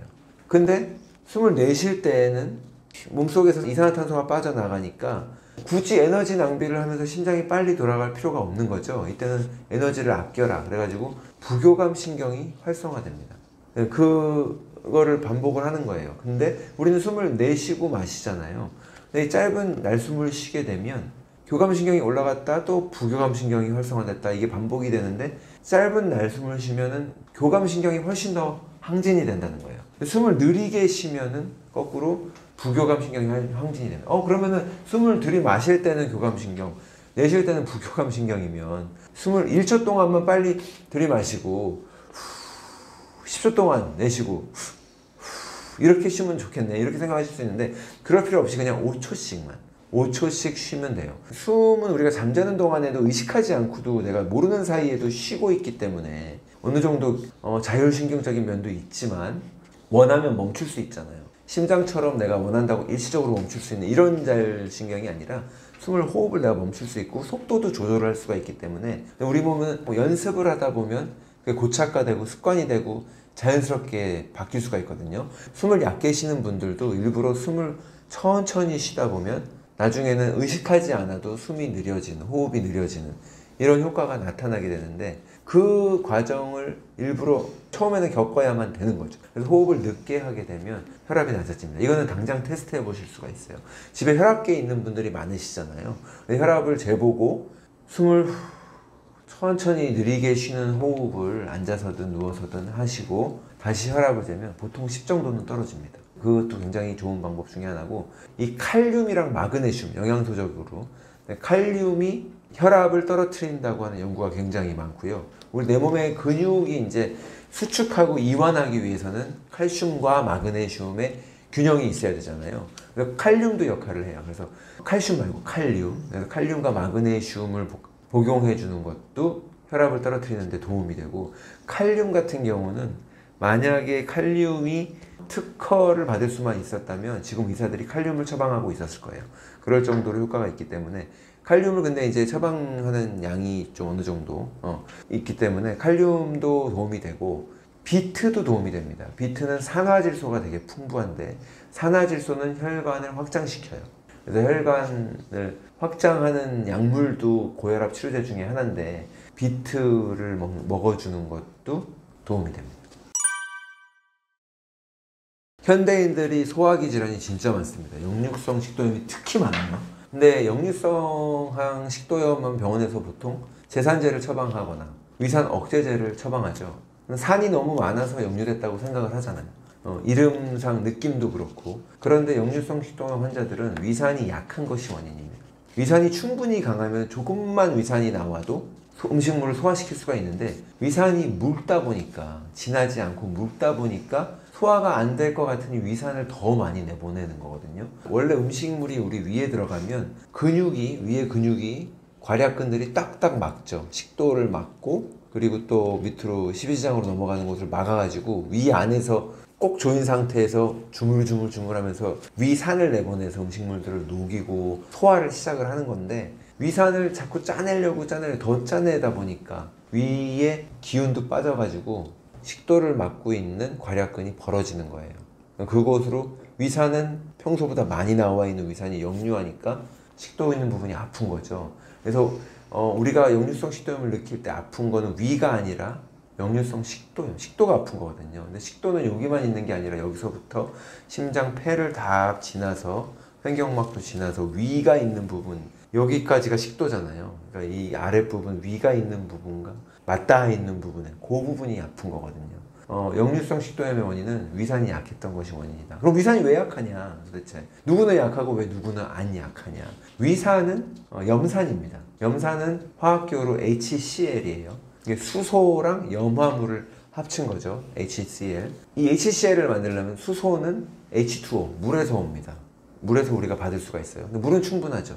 근데 이 염화물 클로라이드가 문제예요. 클로라이드는 염화나트륨, 소금이잖아요. NaCl로 써요. 화학 분자 구조로. 근데 소금의 그 염화나트륨을 넣는데, 고혈압 환자들한테 뭘 처방하죠? 저염식하라 그러죠. 고혈압 환자들이 가장 많은 부작용이 역류성 식도염이죠. 위에 문제가 많죠. 고혈압 자체, 약 자체가 혈압을 낮추기 위해서 심장이 덜 뛰게 그럼 근육의 움직임을 주는데, 어떻게 딱 심장 근육만 영향을 받겠어요? 다른 근육도 막 영향을 받기 때문에 근육통도 굉장히 흔한 것 중에 하나지만, 위도 근육이기 때문에 위의 기능도 떨어지기 때문에 거기서 문제가 생기는, 고혈압 환자분들은 거의 대부분 역류성 식도염이나 위장 문제, 소화의 문제를 가지고 있죠. 거기에 소금을 안 먹는 것도 한몫하게 되는 거예요. 네, 제가 책에서 심장마비나 이 심근경색이 단순한 배관 문제가 아니라는 표현을 썼어요. 혈관을 우리가 이제 배관으로 바라보는 경향이 있잖아요. 혈압약을 한 70년 넘게 먹었단 말이에요, 현대인들이. 그 혈압이 예전에 처음 발견을 했을 때 혈압이 높으니까 이 뇌졸중에서 터졌다라고 생각을 했기 때문에 혈압약을 먹어왔던 거거든요. 근데 그렇게 오랫동안 먹어도 실질적으로 줄지가 않았어요. 뇌졸중이나 심장마비 환자가 줄지가 않았어요. 심장마비로 인한 사망률은 줄었어요. 근데 우리가 원하는 건 사망률을 줄이는 게 아니라 그 에피소드 자체가 없어야 되는데, 심장마비는 그대로 일어나고 있는 거거든요. 사망률이 줄어든 이유는 응급처치가 발전했기 때문에 사망만 명쾌해 주는 거죠. 혈압을 낮춰놨더니, 억지로 낮춰놨더니 혈관이 터지는 뇌출혈은 줄었지만, 영양소나 산소를 공급받지 못한 뇌가 뇌경색을 일으키고 아니면 치매가 빨리 오고 이런 것들은 더 늘어났단 말이에요. 그래서 정상의 혈압을 점점 낮추기 시작했어요. 130에 90은 좀 아닌 것 같다. 120에 80으로 더 타이트하게 관리를 해자. 이런 식으로 가면 정상의 혈압을 계속 낮춰갈 거란 말이죠. 약물을 통해서 그게 가능하니까. 근데 그 정상 혈압도 낮춰보고 이것도 해봤는데 이거저거 다 해봐도 혈압 환자가 줄어들질 않으니까 민망한 상황이죠, 사실은. 갑자기 70년대 말에 뜬금없이 지질가설이 등장합니다. 동맥 안에 콜레스테롤이 플라그가 잔뜩 껴가지고 혈관을 막아서 이게 문제가 됐다.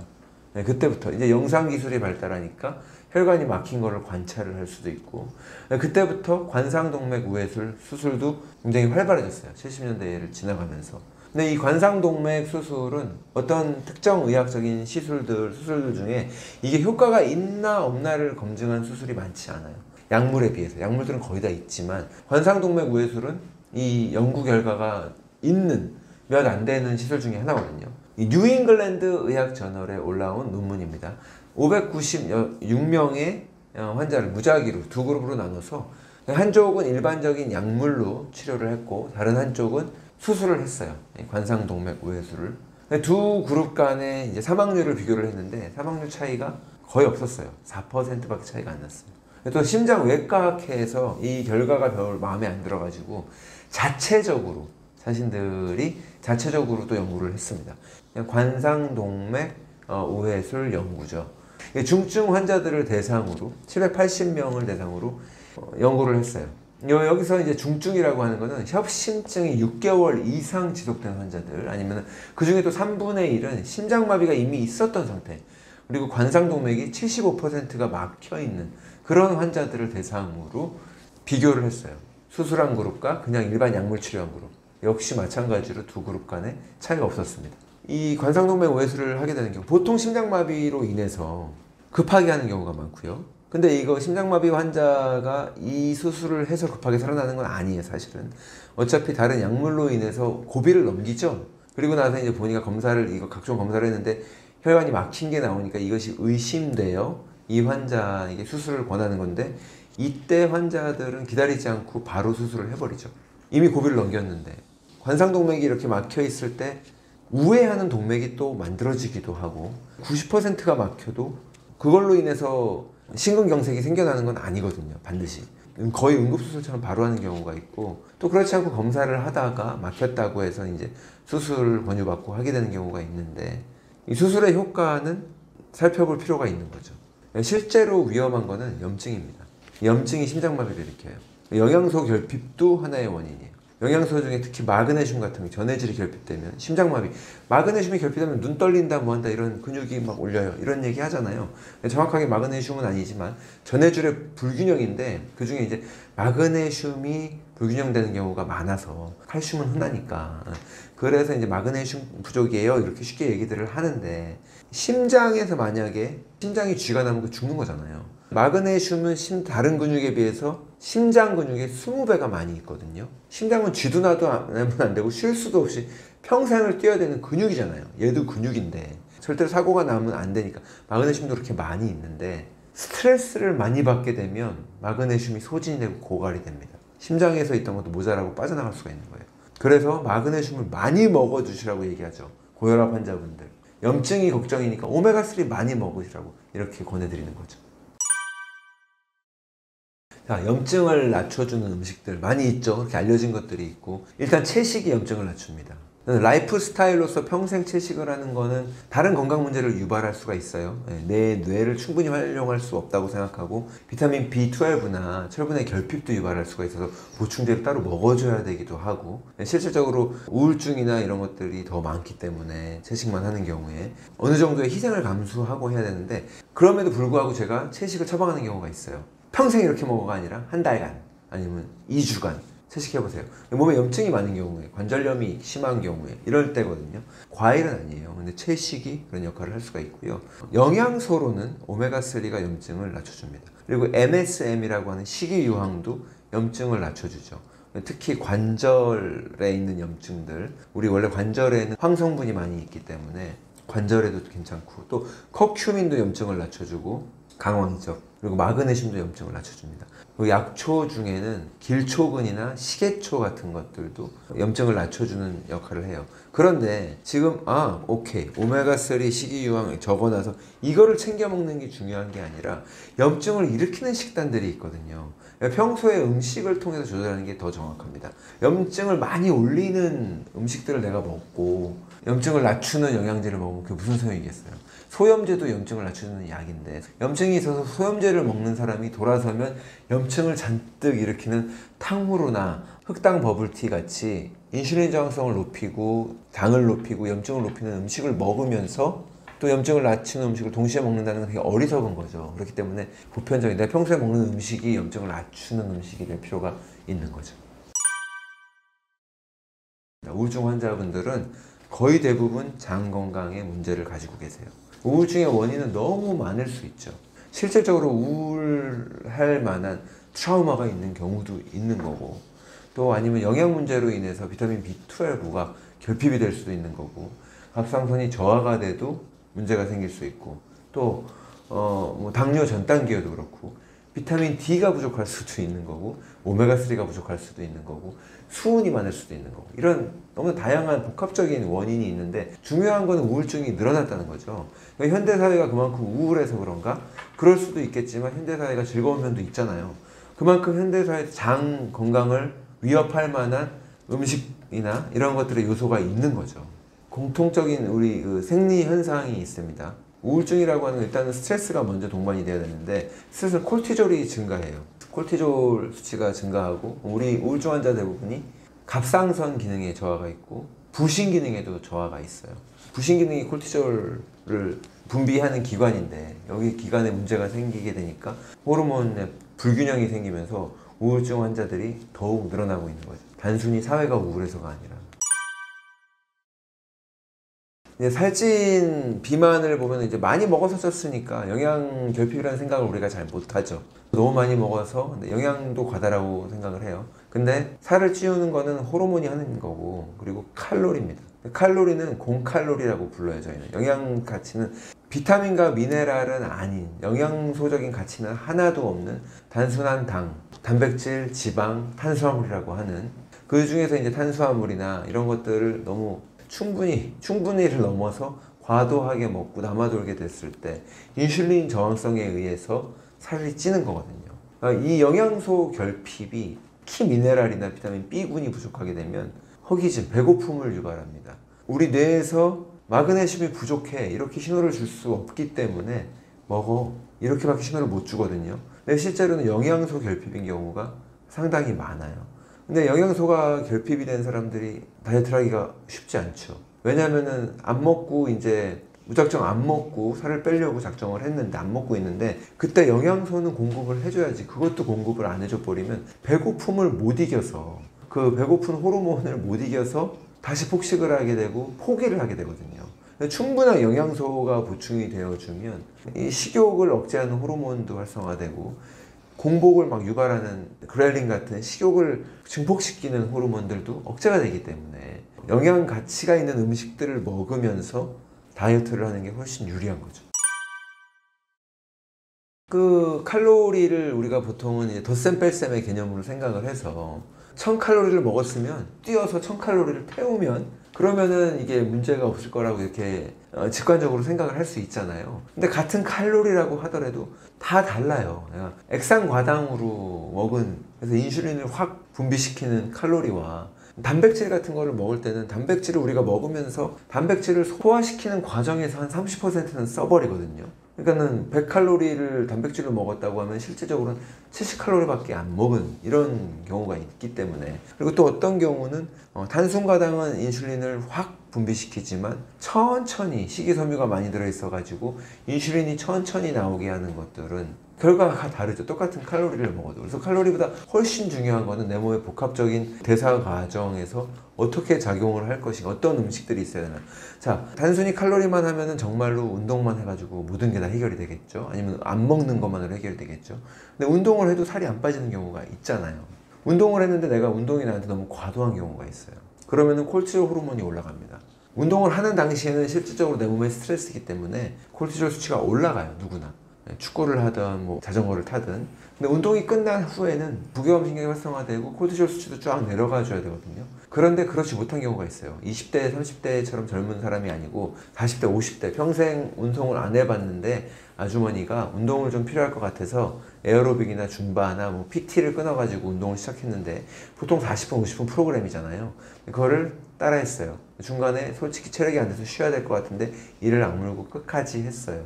그럴 경우에 교감신경이 활성화된 것이 꺼지지가 않고 샤워를 하고 난 후에도 계속 유지되는 경우가 있습니다. 그럼 교감신경이 활성화되면 인슐린 저항성이 더 심해지죠. 살찌는 거예요. 운동하고도 살찌는 거예요. 운동하고 나서 식욕이 좋아서 많이 먹어서 그거 아니라 실질적으로 내 몸속에서 살을 뺄 수 있는 호르몬이 안 나오는 거죠. 또 잠을 못 자면 살이 안 빠지죠. 그리고 부교감신경이 활성화되고 그때 세포나 내 몸에 해독도 일어나고 재생도 일어나고 지방 연소도 되기 때문에 살이 빠질 수가 있는 건데, 그렇지 않고 잠을 부족한 상태면 코르티졸 수치가 너무 높으니까, 코르티졸 수치가 높으면 인슐린이 같이 올라간다. 살 찔 수밖에 없는 거죠. 자, 그래서 살을 찌우고 빼는 건 호르몬이라고 하는 걸 인식하실 필요가 있어요. 내가 배가 고픈 것도 호르몬이고요. 배가 부르다는 신호도 호르몬이 줍니다. 인슐린이라고 하는 것은 살을 찌우는 호르몬이고요. 이런 것들이 엉망이 되고 호르몬이 균형이 안 맞아버리면 살을 빼는데 굉장히 애먹게 되죠. 자, 다이어트에 대해서 우리가 흔하게 오해하는 것들이 여러 가지가 있어요. 몇 가지 짚어볼게요. 모든 칼로리는 우리는 다 똑같다고 생각합니다. 덧셈 뺄셈으로만 생각해요. 내가 100칼로리 먹었으면 100칼로리 띄워주면 되지, 이렇게 생각하는데, 단백질 같은 것들은 같은 100칼로리라고 하더라도 그 100칼로리를 내가 소화시키면서 먹으면서 단백질 소화를 위해서 30%를 다 사용해요. 실질적으로 70칼로리밖에 안 되는 거죠. 이런 식으로 모든 칼로리, 그리고 어떤 것들은 칼로리만 잔뜩 있고 열량만 있고 비타민이나 미네랄들이 전혀 결핍된 그런 음식도 있을 수 있잖아요. 그런 것들은 다이어트 하는데 도움이 안 되죠. 영양소가 결핍이 되면 다른 건강 문제도 생기지만 우선적으로 배고픔이나 허기짐이 채워지지 않습니다. 그렇기 때문에 영양소가 충분히 공급된다고 하면 다이어트에 성공을 하려면 배가 안 고파야 될 거 아니에요. 소식을 하고 간헐적 단식을 하고, 누구는 24시간 단식을 하고도 머리가 핑핑 돌아가가지고 활동을 잘 하는데 어떤 사람들은 그게 안 되잖아요. 그러니까 그 차이가 어디서 나오겠어요? 영양소가 충분히 있어주냐 없냐에서도 차이가 나니까 그거를 인식하는 게 중요하고요. 그리고 또 다이어트에 대한 잘못된 믿음 중에 이걸 유전으로 그냥 바라보고 포기하는 경우가 있어요. 유전자 돌연변이가 있을 수 있습니다. 아이가 있는데 왜 굉장히 비만인 아이 있잖아요. 엄마 아빠 전혀 그렇지 않은데 우리가 보통 흉보죠. 부모님이 어떻게 했길래 애가 저렇게 살잖아. 그런 경우는 유전에 돌연변이가 있는 경우예요. 비만 유전자 때문에 스위치가 켜져가지고. 근데 그런 경우가 있지 않다면, 물론 사람마다 체형이 조금 다르고 해가지고 살이 붙는 위치가 달라서 어느 정도의 유전은 있지만, 그렇지 않은 비만 자체가 유전인 건 아닙니다. 1800년대에 비해서 지금 현대인들의 비만이나 과체중이 늘어났잖아요. 왜냐하면 유전은 그렇게 빠르게 변하지 않거든요. 1800년대에 1인당 이 설탕을 소비하는 게 4.5kg에 불과했어요. 미국 기준으로. 지금 현재는 1인당 1년간 66kg의 설탕을 먹을 수가 있어요. 벌써 인슐린이 간에 가는 무리가 달라지는 거죠. 그리고 밀가루도 66kg를 먹을 수 있어요. 지금 현대인들은. 그냥 그런 것들이, 먹거리가 단순당이 문제잖아요. 그냥 무조건 뭐 똑같은 설탕이라고 하더라도 또 액상과당일 수도 있는 거고, 살찌울 요인이 더 많은 거지 단순히 유전은 아닌 거죠. 또 어떤 오해가 있을 수 있냐면은 다이어트를 하시는 분들이 음식을 좀 대충 먹으면서 운동으로 내가 불량식품 먹은 거를 이겨낼 수 있다라고 판단하시는 경우가 있어요. 근데 아시겠지만 PT 가고 버디빌딩을 가고 대회에 나가기 위해서, 아니면 PT 코치님들이, 트레이너 분들이 몸을 이제 트랜스포메이션 하려고 자기 몸을 바꾸러 온 사람들 바디 프로필 찍기 위해서 대회 나가려고 할 때 뭐부터 신경을 쓰죠? 식단이 먼저잖아요. 식단이 훨씬 중요한 거예요. 식단이 70이고 운동이 30이거든요. 운동으로 불량식품을 이길 수 있는 게 아니라, 젊은 나이에는 우리가 밤새고 공부를 하고 술을 마셔도 담배를 펴도 몸이 견딥니다. 괜찮아요. 그 습관 그대로 근데 40대, 50대가 되면 달라지는 거죠. 그때 가서 또 잠을 안 자고 하면은 몸이 망가지는 거거든요. 젊었으니까 이겨냈던 것 뿐인 거예요. 먹는 거를 운동으로 이겨내는 거는 불가능합니다. 자, 그리고 또 다른 오해가 있죠. 지방을 먹으면 살찐다. 그래서 지방을 빼고 먹는 분들이 많아요. 잘라내고 먹는 분들이. 근데 우리가 먹는 이 식이지방은 살을 찌우지 않아요. 바로 체지방으로 가는 게 아니에요. 우리 몸은 그렇게 단순하지 않습니다. 복잡한 과정을 통해서 연료로 우선은 태울 것은 태우고 시스템이었어요. 그래서 우리 몸은 그렇게 진화가 되어 있는데, 그렇기 때문에 먹지 않은 남는 것들을 찌우는데 그 대부분이 인슐린이 포도당을 과당을 지방으로 저장을 해 놓는 거지, 포도당을 글라이코젠 형태로 변형을 시켜서 저장을 시키는 거거든요. 그러니까 지방을 그대로 지방으로 찌우는 게 아니에요. 지방은 살찌지 않습니다. 아보카도, 코코넛 오일, 버터 살 안 쪄요. 그러니까 먹는 지방이 그대로 살로 간다. 이게 큰 오해죠. 자, 이 암의 실체는 혹이 아니에요. 우리가 암이라는 질병을 혹이 암을 대표하니까 암은 혹이다. 혹이 멈추지 않고 계속 자라서 나중에는 장기에 문제가 생기고 어디 기능을 막아버리고 이래서 환자가 죽는 거다. 이렇게 알고 있잖아요. 멈추지 않고 자라는 돌연변이 된 세포 혹, 무섭다. 그걸 보았기 때문에 치료도 이 혹이 발견되면 어떻게든 이걸 없애는 걸 우리가 치료로 삼고 있어요. 현대의학이. 근데 이건 진짜 100년 전에 현대의학도 원시적이었을 거 아니에요. 근데 그 당시에 원시적인 개념으로 기술만 발전한 거예요. 그 혹을 없애는 항암 기술, 수술, 방사선. 그리고 암 환자는 병원에서는 3가지 표준 치료를 합니다. 제일 처음에 수술할 수 있는가, 그 다음에 항암 치료도 하고 또 방사선 할 수 있는가, 요거를 보는 것 뿐이에요. 근데 암이라고 하는 그 혹 덩어리는 걔도 결과물이거든요. 암은 그냥 몸 전체가 건강이 엄청나게 나빠진 상태를 의미해요. 건강한 사람이라고 해서 암세포가 몸에 없는 게 아니거든요. 세포 돌연변이는 일어나기 때문에 하루에도 수도 없이 만들어집니다. 그거를 잡아내려고 면역 시스템이 존재하는 거고, 우리의 면역 체계가 돌아다니면서 그런 것들 다 먹어치우고 없애는 건데, 면역력이 떨어졌을 때 그 암세포들이 늘어나는 것들로 인해서 문제가 생기는 거죠. 발암물질이라고 하는 것이 있지만 발암물질에 내가 스치는 순간 암에 걸리는 게 아니잖아요. 발암물질도 접촉을 하더라도 그것들을 청소해낼 수 있는, 억누를 수 있는 면역체계가 활성화되어 있다면 전혀 걱정할 것이 없는데, 면역이 망가진 상태. 면역이 망가진 상태가 어떤 상태겠어요? 정신적으로 혹사했을 때, 스트레스가 오랫동안 과도화되었을 때, 그 교감신경이 계속 항진되어 있을 때, 이 모든 것들이 면역력을 떨어뜨립니다. 잠이 부족해도 그렇고.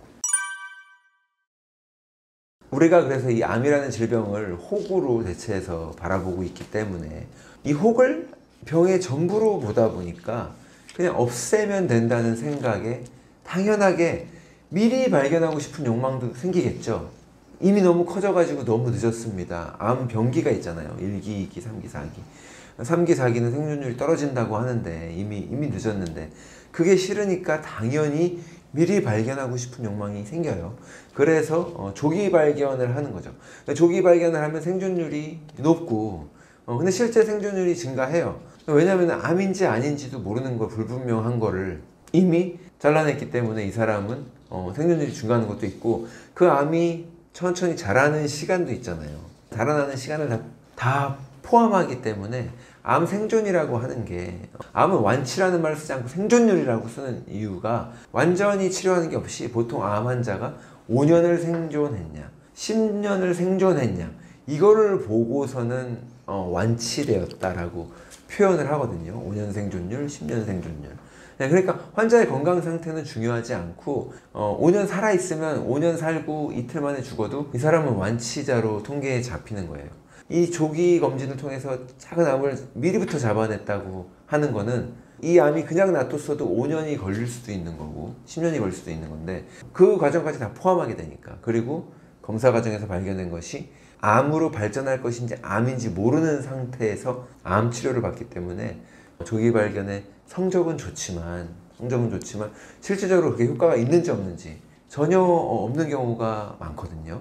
요즘은 최첨단 또 진단기기들이 되게 발전했잖아요. 테크놀로지 시대라서 이거면은 다 해결이 될 거라고 하는 믿음이 커요. 우리가 과학기술을 믿으니까. 근데 조기 검진의 그 효과가 얼마나 좋은지, 이 통계를 찾아보고 논문을 들춰보는 노력을 기울이는 경우가 별로 많지 않죠. 의사도 마찬가지고. 환자들 뿐만이 아니라 병원에서 제가 제공하는 정보도 되게 일반적인 정보인데, 조기 발견을 해서 이 생존율을 높이자고 이제 뭔가 좀 말이 되는 듯한 그 느낌의 광고만 자꾸 감성적으로 접하게 되는 거예요. 한번 볼게요. 여자분들 유방암 메모그램 검사합니다. 유방을 이렇게 압착 꽉 눌러가지고 검사를 하는데 검사비만 미국에서 연간 83억 달러. 이게 벌써 10년 전 통계예요. 유방암 사망률을 줄여주지 않아요. 미리 유방암 검사를 해서 조기 검진을 해봤자. 왜냐하면은 이 유방암 메모그램이라고 하는 이 검사는 암을 찾는 검사가 아니에요. 이렇게 해가지고 찍어서 엑스레이 찍어서 유방 조직 내에 갇혀 있는 이렇게 덩어리 작은 메스를 발견하는 거거든요. 예를 들어서 유방 상피내암 이런 것들이 발견이 돼요. 유방암으로 발전하지 않습니다. 하지만 근데 이게 발견이 되면 암 환자예요. 유방암 치료를 받게 돼요. 수술을 하죠. 럼펙토미 아니면은 뭐 마스텍토미 다 드러내거나 여기 임파선까지 다 드러내는 수술을 하고 방사선 치료도 하고 항암 치료까지도 합니다. 또 호르몬을 이렇게 불락시키는 여성 유방암들은 호르몬 때문에 여성 호르몬 때문에 원인이 되는 경우가 많으니까 그 타목시펜 같은 그런 약들을 처방을 한단 말이에요. 그러고서 이제 암 환자로 살아가는 거예요. 유방암 환자로. 근데 이분들이 당연히 5년 생존하죠. 일찍부터 유방암이 연기 요즘은 1기 때 발견을 하는데 어떻게 연기에 발견을 하지? 가능해요. 현대의학은. 그때부터 검사를 해가지고 유방암 환자로 분류를 해서 치료를 하면 5년 쉽게 삽니다. 5년 지나고 나면 완치 판정을 받고 생존자 통계에 잡히는 거예요. 근데 환자들은 근데 그렇게 인식을 하죠. 뭐라고 하냐면 그때 메모그램 검사 안 했으면 정말 큰일 날 뻔했다. 일찍 발견해서 너무 다행이라고 이렇게 얘기를 하는 거예요. 그렇게 생각하는 게 속편하겠죠. 암 환자들이 치유 과정은 엄청 고생스럽고 내 가슴을 다 도려냈잖아요. 예. 그런 와중에 내가 암과 싸워서 이긴 암 생존자로 분류되는 게 낫지. 어리숙해서 너 너무 일찍 사기당한 것 같은데 약간 이런 희생양이 되고 싶진 않잖아요, 사람이. 예. 약간 인지 부조화가 발동이 됩니다. 근데 다시 한번 말씀드리는데 88%는 암으로 발전하지가 않아요. 그리고 더 큰 문제는 이 메모그램이 오진율이 높다는 거예요. 무려 15%입니다. 암도 아니었는데 오진으로 인해서 암 환자로서 그 모든 과정을 다 겪을 수 있다는 거예요. 그리고 더 중요한 거는 이 메모그램을 통해서 생존. 한 명이 생존하는 동안에 그 불필요한 치료를 받은 사람이 3명이 발생한다는 거예요. 가치가 따져볼 필요가 있는 거죠. 대장 내시경도 볼게요. 2년에 한 번씩 루틴으로 검사하는 거죠. 증상이 있어서 검사하는 게 아니라 정기검진으로 미리 하는 겁니다. 왜? 조기 발견하면 좋으니까.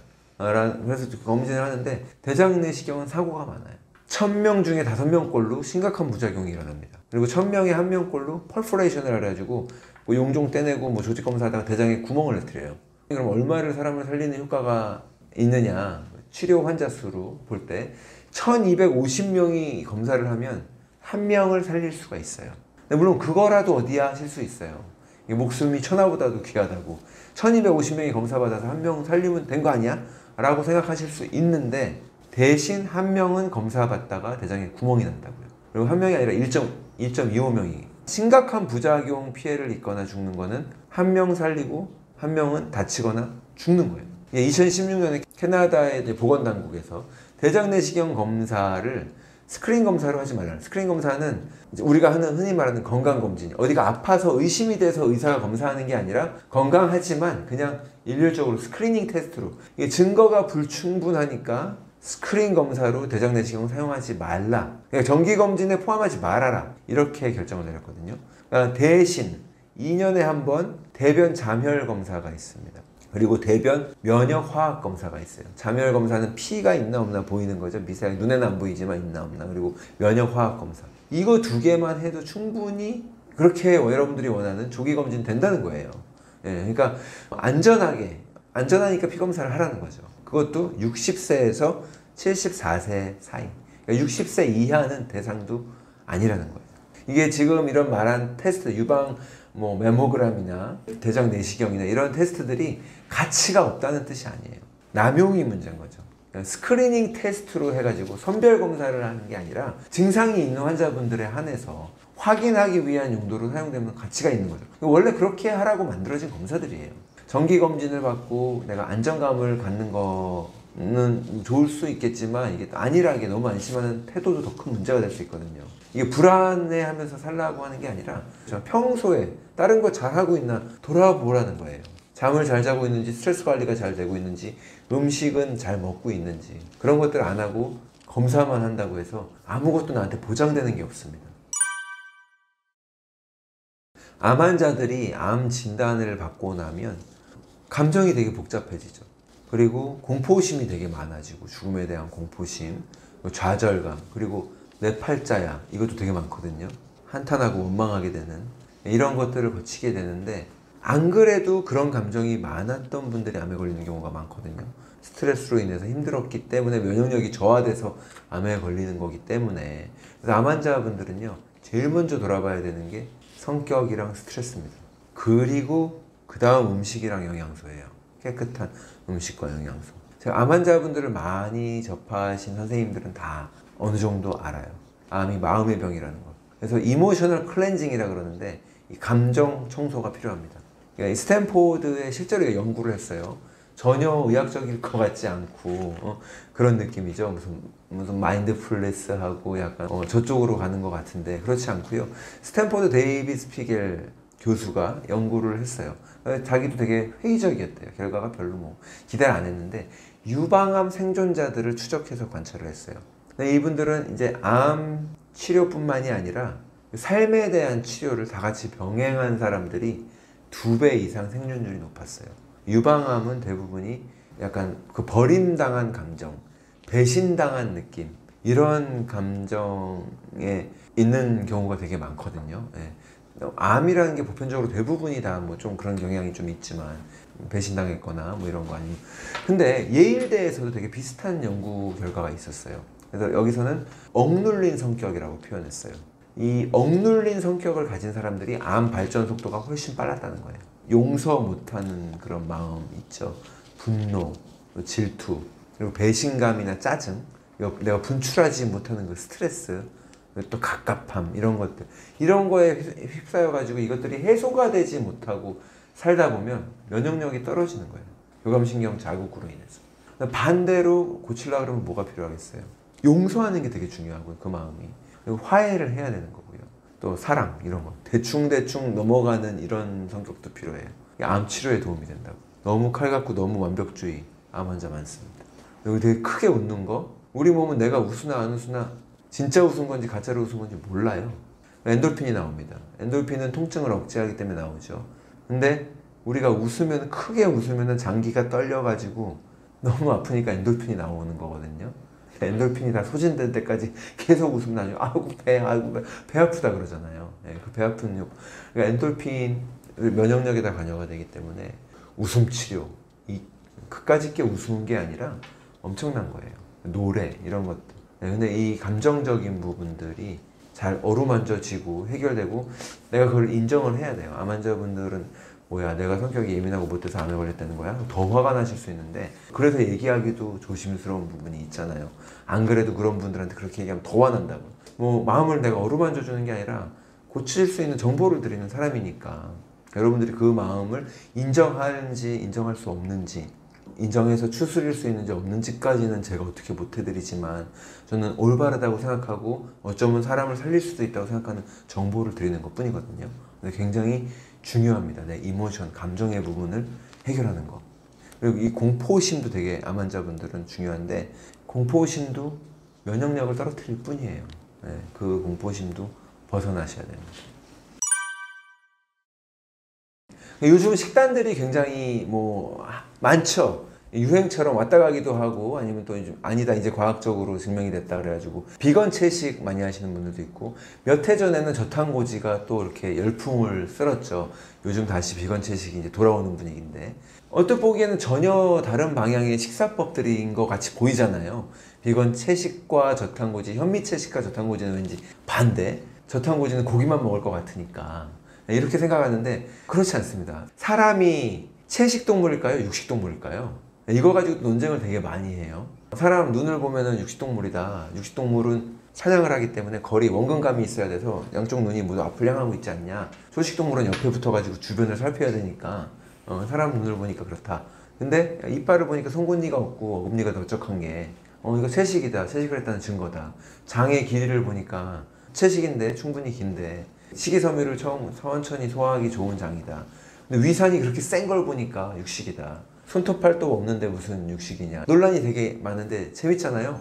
근데 사람은 진화학적으로 잡식성입니다. 아무거나 먹어서요. 닥치는 대로 살기 위해서. 내가 적도지방에 있었으면은 채소가 풍부해서 과일이 풍부해서 그냥 채식이었고, 극지방으로 갈수록 사냥을 해야만 되고 약간 더 육식성이고 이런 차이가 있었거든요. 근데 처음에 인류가 이렇게 진화할 때 진화학적으로 이렇게 쭉 보면은 초반에는 다 채식이었어요. 몸도 작았고요. 네, 채식이었는데 어느 순간부터 뇌를 급격하게 키우기 시작하는데, 뇌를 급격하게 키우려면 동물성 식단이 필요하고 지방이 많이 필요했습니다. 뇌의 전부가 지방이에요. 물론 채식을 한다고 지방을 못 먹는 건 아니지만, 한 가지 문제는 채식을 해서 채식을 하면 고릴라처럼 덩치도 크고 코끼리도 채식이고 다 크다고 하지만, 그렇게 유지를 하려 그러면 하루 종일 먹어야 돼요. 인류 중에서는 옛날에 뭐 많잖아요. 현생 인류랑 경쟁을 했던 네안데르탈인들도 있고 뭐 호모 하빌리스도 있고, 이런 것들 중에서는 채식을 하면서 도태된 경우도 되게 많아요. 뇌를 급격하게, 육식동물이 초식동물보다 머리가 더 좋거든요. 사냥을 위해서 머리를 써야 되는 게 있어가지고. 그래서 채식하면 머리 나쁘다는 뜻이 아니에요. 절대 그게 아니라 뇌를 충분히 활성화 못할 가능성도 있고요. 그 사람의 역량에 비해서 활력이나 뭐 이런 것들에서도 차이가 날 수가 있습니다. 어차피 정력이든 활력이든 그런 거 가치 있게 여기지 않고 경건한 삶을 사는 분들도 있으니까 그런 분들한테 필요 없을 수도 있는 건데, 그런 차이가 있다는 거예요. 근데 저는 환자분들한테 채식도 권하고요. 필요한 염증을 낮춰야 될 경우에, 또 어떤 분들한테는 저탄고지를 하라고도 합니다. 근데 저탄고지 같은 경우는 고기를 많이 먹는 식단은 절대 아니에요. 저탄고지 하는 분들한테 채소 거의 10접시 먹으라고 권해요. 근데 채식 같은 경우도 충분한 지방을 섭취할 수가 있고, 아보카도도 있고 또 뭐 코코넛 오일도 있잖아요. 근데 채식하시는 분들한테 주의를 드리는 게, 비타민 B12나 철분이 결핍될 수 있기 때문에, 그런 것들 영양소가 비타민 B12 결핍되게 되면 첫 번째로 우울증이 있을 수 있죠. 빈혈이 있을 수 있죠. 그리고 만성피로가 있을 수 있거든요. 그런 것들도 좀 주의하시면서 하면 되는 거고, 저탄고지를 한다고 하면서 어떤 사람들은 어묵 먹고 소세지 먹고 그걸 저탄고지라고 얘기하는 경우가 있는데, 아니죠. 그거 아니고, 비건 채식을 한다고 하면서 가짜로 이제 햄버거 패티처럼 만들고 햄처럼 만들고 하는 거 있잖아요. 콩을 원료로 해서. 근데 그건 알고 보면은 그냥 엄청난 가공식품일 뿐이거든요. 네, 그런 것들을 먹으면서 비건 채식을, 내가 채식을 한다고 하면서 도넛 먹으면서도 채식이 가능해요. 제가 드리고 싶은 말씀은, 요즘 같은 초가공식품의 시대에 액상가당이나 식품첨가물 같은 가공식품을 제한하는 식사가 먼저인 거지, 이 식단이라고 하는 거는 나한테 라이프 스타일에 맞는 거를 내가 선택하면 되는 거고, 가공식품을 최대한 멀리하고 식품첨가물을 멀리한 상태에서 어떤 식사들도 다 도움이 될 수 있고, 다만 영양 상태만 확인을 하시면, 점검을 하시면 될 것 같습니다. 암은요, 혹이 원인이 아니에요. 혹이 발견했다고 해서 그 혹은 증상이고 결과물이에요. 그렇기 때문에 수술로 떼어내도 다시 생겨요. 하지만 한국 사람 성격도 급한데 놔두고 살 수 없으니까 뗄 수 있으면 떼죠, 어떻게든. 수술은 이제 비가역적으로 내 몸에 상처가 내가지고, 수술이 간단한 게 아니잖아요. 피부에 있는 사마귀 떼내는 게 아니라 다 갈라가지고 떼는 거기 때문에, 수술하고 난 이후에 환자의 건강 상태는 처참합니다. 성형수술, 코 높이는 수술이 아니라고, 쌍꺼풀 수술이 아니라고요. 그냥 처참한 몸 상태가 되는 거예요. 근데 이미 암이라고 하는 병은 혹이 원인이 아니라 건강 상태가 너무나 망가진 사람, 건강하지 못한 사람, 병난 사람이란 뜻이거든요. 그래서 면역력도 제대로 작동을 못하기 때문에, 우선 발암물질에 노출돼서가 아니라, 발암물질에 누구나 다 노출돼요. 발암물질을 알면 피하는 건 좋죠. 하지만 누구나 너도 나도 다 노출되는데 그걸 이겨내지 못했다고 하는 건 몸이 너무나도 망가진 상태인데, 거기다 수술까지 해서 더 망가뜨린다? 항암 치료를 해가지고 완전 면역력을 작살을 내놓는다? 암 환자가 회복하기 매우 어려운 상황이 되죠. 그래서 그 접근하는 방법에 있어서, 여기는 사마귀도 우리가 또 발생해요. 무좀도 치료를 제대로 못해가지고 또 발생을 하는데, 집안에 이 곰팡이를 해결을 하려고 그러면 그 곰팡이 긁어내는 게 해결책이에요? 그게 아니잖아요. 방 안에 햇빛이 들게 해야 되고 건조하게 유지해야 되고, 이 환경을 바꿔줘야 되는 거거든요. 이 환경을 바꿔주는 거에는 음식도 포함되고, 자꾸 내 면역력을 갉아먹는 감정적인 요인들, 스트레스, 이것들도 돌아보셔야만 합니다. 우리 장은 보통 이제 먹은 음식들을 흡수를 하잖아요. 위쪽에서 소화 효소들을 내보내가지고 분해를 하고, 결국은 그걸 우리가 이제 흡수를 해야 되는 건데, 긴 장을 그래서 느리게 지나가면서 천천히 흡수하라고. 장이 길어요. 그리고 대장에서도 이제 수분을 흡수하라고. 장은 음식물을 흡수를 해야 되니까 장의 점막이 굉장히 세포 하나의 층으로 되어 있습니다. 그거를 지나가면은 이제 내 몸속으로 들어오는 거예요.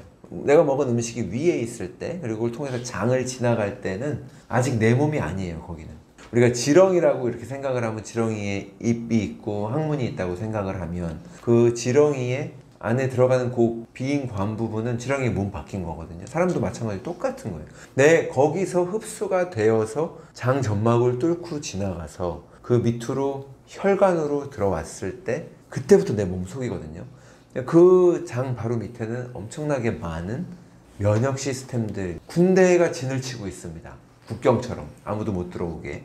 장 점막은 얇다고 했으니까, 두꺼우면 또 흡수가 안 되니까 딱 하나의 세포층으로 돼 있고, 거기에 이제 음식들이 들어올 수 있는 채널들이 있는 건데, 여러 가지 원인으로 인해서 독소가 됐든 뭐가 됐든 이 장 점막에 균열이 생길 수가 있어서 들어오지 않아야 되는 그 틈으로 내가 먹은 것들이 들어와서 내 몸속으로 들어오는 경우가 있어요. 이 장에 염증을 일으키는 요인들이 다양한 게 있겠죠. 그 중에 주로 이제 염증을 일으키는 게 아미노산인데, 글루텐 같은 밀가루나 뭐 보리에도 있고, 이런 글루텐들이 장에 염증을 일으키면서 장 점막의 건전성이 훼손돼서 균열이 생기는 거예요. 그럼 그 틈으로 이제 예를 들어서 충분히 소화되지 않은 아미노산, 단백질들이 들어오게 됩니다. 원래 건강한 장이었으면 못 들어왔을 텐데 그게 들어오게 돼요.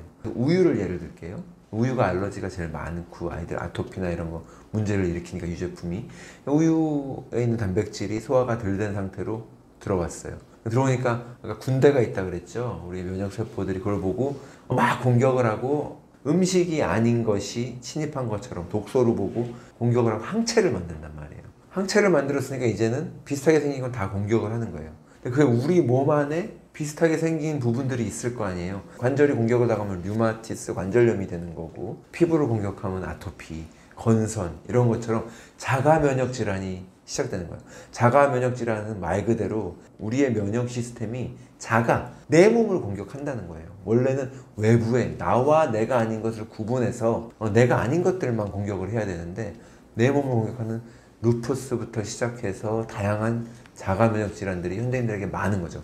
그만큼 장 건강에 문제가 많다는 거죠. 현대인들은 장 누수증후군이 굉장히 많은데, 당장 이게 급사를 하지 않으니까 이게 큰 문제가 아니라고 생각할 수는 있는데, 자가 면역 질환은 현대인들이 어마어마하게 많아요. 장 누수증후군이 배가 아프지 않고도 다른 문제들이 생길 수가 있거든요. 그래서 지금 자가 면역 질환이 있는 부분 대부분들이 장 누수의 원인이 있고, 장에 문제가 있고, 세로토닌이 합성되고 이런 게 장에서 일어난다 그랬는데, 그러다 보니까 우울증이나 수면 장애가 급격하게 또 증가하고, 또 아이들 ADHD나 자폐증도 증가시킬 수가 있고, 노인 문제들로는 파킨슨이나 치매나 알츠하이머 같은 문제들이 생길 수 있기 때문에 사회 전체에 만연해 있어요, 그 문제들이. 근데 아이들이 아토피가 있고 알러지가 있는데 엄마들이 장 건강을 생각을 하지 않고 계속 장에 염증을 일으킬 만한 가공식품들을 먹이면서 치료는 병원에 가서 하려고 하고, 그러다 보면 장 건강 절대 해결을 할 수가 없는 거죠. 장 누수증후군의 제일 좋은 치료는 기능의학 병원에 가면 글루타민을 처방하기도 하고 베르베린을 처방하기도 하고, 이제 그런 정보들을 얻어서 그런 것들을 막 구해서 먹으려고 하세요. 그런데 그거보다 더 중요한 거는 먹지 않는 겁니다. 자꾸 염증을 일으키는 것들을 먹지 않는 겁니다. 대표적인 게 글루텐이죠. 밀가루. 근데 그 글루텐이 내가 밀가루로 만든 빵을 먹어야만 들어오는 게 아니라 각종 가공식품에 너무 나도 모르게 은연중에 많이 들어오고, 글루텐이 들어간 식품들이 너무 많은 거예요. 단순히 밀가루가 아니다고 하더라도. 네, 그래서 그런 것들을 제한하는 식사가 선행이 돼야지 뭐에 좋다 이거 안 돼요. 그리고 또 시간이 오래 걸립니다. 왜? 이거 세포가 다시 재생이 되려고 한다면, 우리 몸이 잘못된 세포는 죽어서 없어져야 되고 새로운 세포가 만들어져야 되는데 시간이 걸리니까 꾸준함도 필요하고요. 그래서 그런 것들을 예방의 차원에서, 그래서 음식을 조심하고 이런 것들을 우선적으로 하는 걸 꼭 기억하셔야 됩니다. 그리고 또 한 가지 장 누수증후군 환자분들께서 시도하실 만한 것이 단식입니다. 24시간 이상 길게 단식을 가져갈 때, 17시간 이상 24시간 단식을 가져갈 때 이 장 세포들이 회복되는 경우가 있고, 장에서 또 줄기세포가 나오는 경우가 있기 때문에 그 장기적인 단식도 장의 문제를 회복하는 데 도움이 돼요. 그냥 간단하게 생각해서 음식을 먹으면 장이 계속 일을 해야 되잖아요. 활동을 해야 되잖아요. 그러면은 언제 고치겠어요? 간도 그렇고 장도 그렇지만 공장을 계속 가동하면 청소할 시간이 없다고요. 잠깐 공장 가동을 멈춰야 잘못된 부분들 점검도 하고 고치기도 하고 줄기세포가 하는 일이거든요. 그런 것들이 활성화되는 게 근데 단식을 했을 때이기 때문에 공복 시간을 많이 가져주는 게 좋습니다. 장 누수증후군이 있는 사람이 꾸준히 끊임없이 뭔가를 계속 먹으면 치료하고는 굉장히 거리가 멀어지는 거죠. 네, 여러분들 돈보다는 우리가 이제 건강이 더 중요하다라고 흔히 말들 하세요. 그렇죠? 말로는 또 건강하세요 이렇게 덕담을 나누는데, 현대인들은 실제로 건강을 좀 하찮게 여기는 경우가 있습니다. 돈보다 중요하지 않게 생각하고요, 돌보지 못하는 경우가 되게 많아요. 이 어떤 분의 건강 문제가 그 직장 때문에, 직장에서 생기는 스트레스라든가 환경 때문에 생긴 게 명확하다고 하더라도 그 직장을 때려치지 못하는 경우가 많잖아요. 원래는 건강이 더 중요하면 그 직장을 때려치는 게 정상인데 그러는 사람이 거의 없다고, 많지 않다고요. 말로만 그렇게 하지 돈과 건강을 막 바꿀 준비가 돼 있는 경우가 많거든요. 하지만 건강을 한번 잃게 되면 그때부터는 정말 너무나도 큰 후회를 하게 됩니다. 그래서 만성질환 대부분들, 여러분들을 괴롭히는 만성질환 대부분들은 병원에서는 못 고쳐주는 병들이에요. 하지만 이게 나쁜 소식은 아닙니다. 내가 고칠 수 있다는 뜻이거든요.